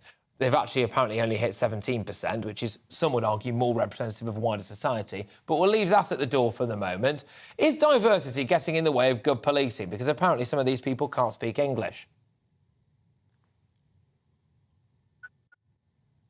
Yeah, I think it's important to realise that it's still a very small minority of these ethnic minority officers that there's an issue with. The majority are doing a great job, and there's I see a lot crewed on response cars around where I live in West London. So what I don't want is all minority officers, especially the new ones, perhaps to get this same stigma that white male officers have got in the Met of being racist, misogynistic, homophobic, corrupt bullies. I wouldn't want that, but there clearly is an issue with a minority. And it's not just with ethnic recruits as well. I think they found 1 in 10 applications really hadn't properly scrutinised or vetting. So it's a problem, I think, that's across the board in this stampede to get to this magical government figure, and also as well to try and attract more ethnic officers into the Met, which we all want, I think. We all want this. And I have to say, of course, given the negative publicity the Met has had, it's a challenge to recruit those officers. But we have to be careful. But the whole vetting, recruitment, training issue is a major one, not just for the Met, but for all forces. And we, in the light of recent events, we really have got to attract the right people. You have got to attract the right people. I think, as well, the vast majority of the British public would just like the police to focus mainly on enforcing law and order and potentially just swerve anything to do with diversity, etc. Do you think that the Met should focus more on just enforcing the law? I think the Met officers would dearly like to do that, but as we've discussed before with your good self, they're diverted a lot of the time to doing other things. Mental health, for example. Huge swathes of police time are devoted in dealing with mental health. The sheer bureaucracy of the police service. You know, if you arrest someone, the hours it can take to process someone, and then the Crown Prosecution Service drops charges. The majority of Met officers would like to be out there arresting bad guys and girls, putting them before the court and seeing convictions. But at the moment, I think they feel that everything is weighted against them, and much of their time is devoted to incidents that aren't related to the police. But in terms of mental health, they're getting out there and they're saving lives, which no one seems terribly interested in, I have to say, from much of the media. Yeah, absolutely. Look, I think another thing that people will be concerned about is that when you get a raft of applications in the Met now, that instead of just looking at whoever's got the best one, they might start to check the tick boxes. They might start to go, well, hang on a minute. The first thing I'm looking at here is what race this person is, or what gender they are, or what sexual orientation they are, as opposed to actually reading what's on the piece of paper in front of them. Is that a concern? I think the main concern, to be quite honest, is that the whole recruitment and vetting system in the Met is shambolic. That's partly been brought about by cuts. It was partly the pandemic that's had a big impact because they have to do so much stuff online. But I think the Commissioner is determined, really, to sort this out. And he said so the other day, I think, in front of the London Assembly Police and Crime Committee. He knows, and he said himself, that vetting procedures need work. They are not good enough at the moment, and he is looking to improve them. So hopefully we will see an improvement in the next few months. There has to be an improvement, to be quite honest. Look, thank you very, very much, Chris. Chris Hobbs there, a former Met police officer, giving his hot take on the fact that apparently now, anyway, some of the Met's new recruits in this big diversity push can't even speak English. But, I mean, it's just part of the course at this stage, isn't it, ladies and gents? You have been watching and listening to me, Patrick Christys, and I thank you all for a rip-roaring week. I have got Michelle Dewberry coming up. I believe I can go to her now and ask her what's coming up on the show. Michelle, what's on your show? Hello, Patrick. I was just listening into that last conversation you were having. I completely agree. This whole diversity tick box, it does seem to be jeopardising standards, and not just in the police, I would argue. Coming up on my programme tonight, I've got my Friday favourites, Alex Dean and Paul Embry, and we'll be getting stuck into all of the top topics today. And if you want to know what they are, Patrick, you'll have to watch, because there's part of me thinks that on a Friday night, you're not watching me, Patrick, you're going out to the pub. I'm not having it. Oh, dear me. All right, OK. Well, you're teasing us all there. Fantastic. Well, I'll make sure I tune in as well, because now I've got to find out. You've left me on a cliff edge. Thank you very much. Michelle will be with you for another wonderful hour of fantastic TV gold coming your way next. Michelle Dewberry with Jubes & Co. Thank you very much for a wonderful week, everybody. I hope you have a fantastic weekend, and I will see you all on Monday at 3 p.m. sharp. See you in a bit, everyone. Peace out. Alex Deacon here with your latest weather update from the Met Office. Most of us will have a dry weekend. Quite a lot of cloud around, but some sunny spells. Sunday will be a little bit milder than Saturday. High pressure is trying to control our weather, but kind of from a distance. And every now and then around the top of it, weather fronts are pushing southwards. And this one is going to bring some wet weather this evening across parts of western Scotland, starting off in the Western Isles, the Northern Isles, trickling into the mainland. And by the end of the night, we'll see some of that rain getting down towards Glasgow and also eking into Northern Ireland, but nothing too heavy. For most of England and Wales, it's a dry night. In the south, though, there will be a frost where we keep clear skies, and some dense patches of fog are also likely. -1, -2, that's towns and cities. Rural spots could get down to -5 or -6. So Saturday, a bit of a mixed picture. Fog and frost in the south, slow to clear. Thick cloud and drizzly rain for a time over northern England and North Wales. The north coast here may be a bit dank and drizzly, especially through the afternoon. Brighter skies, though, arriving for Scotland and Northern Ireland. A few showers will continue over the Northern Isles. Temperatures mostly at 6s and 7s, perhaps 7 or 8 on some western coasts. So generally a touch lower than they have been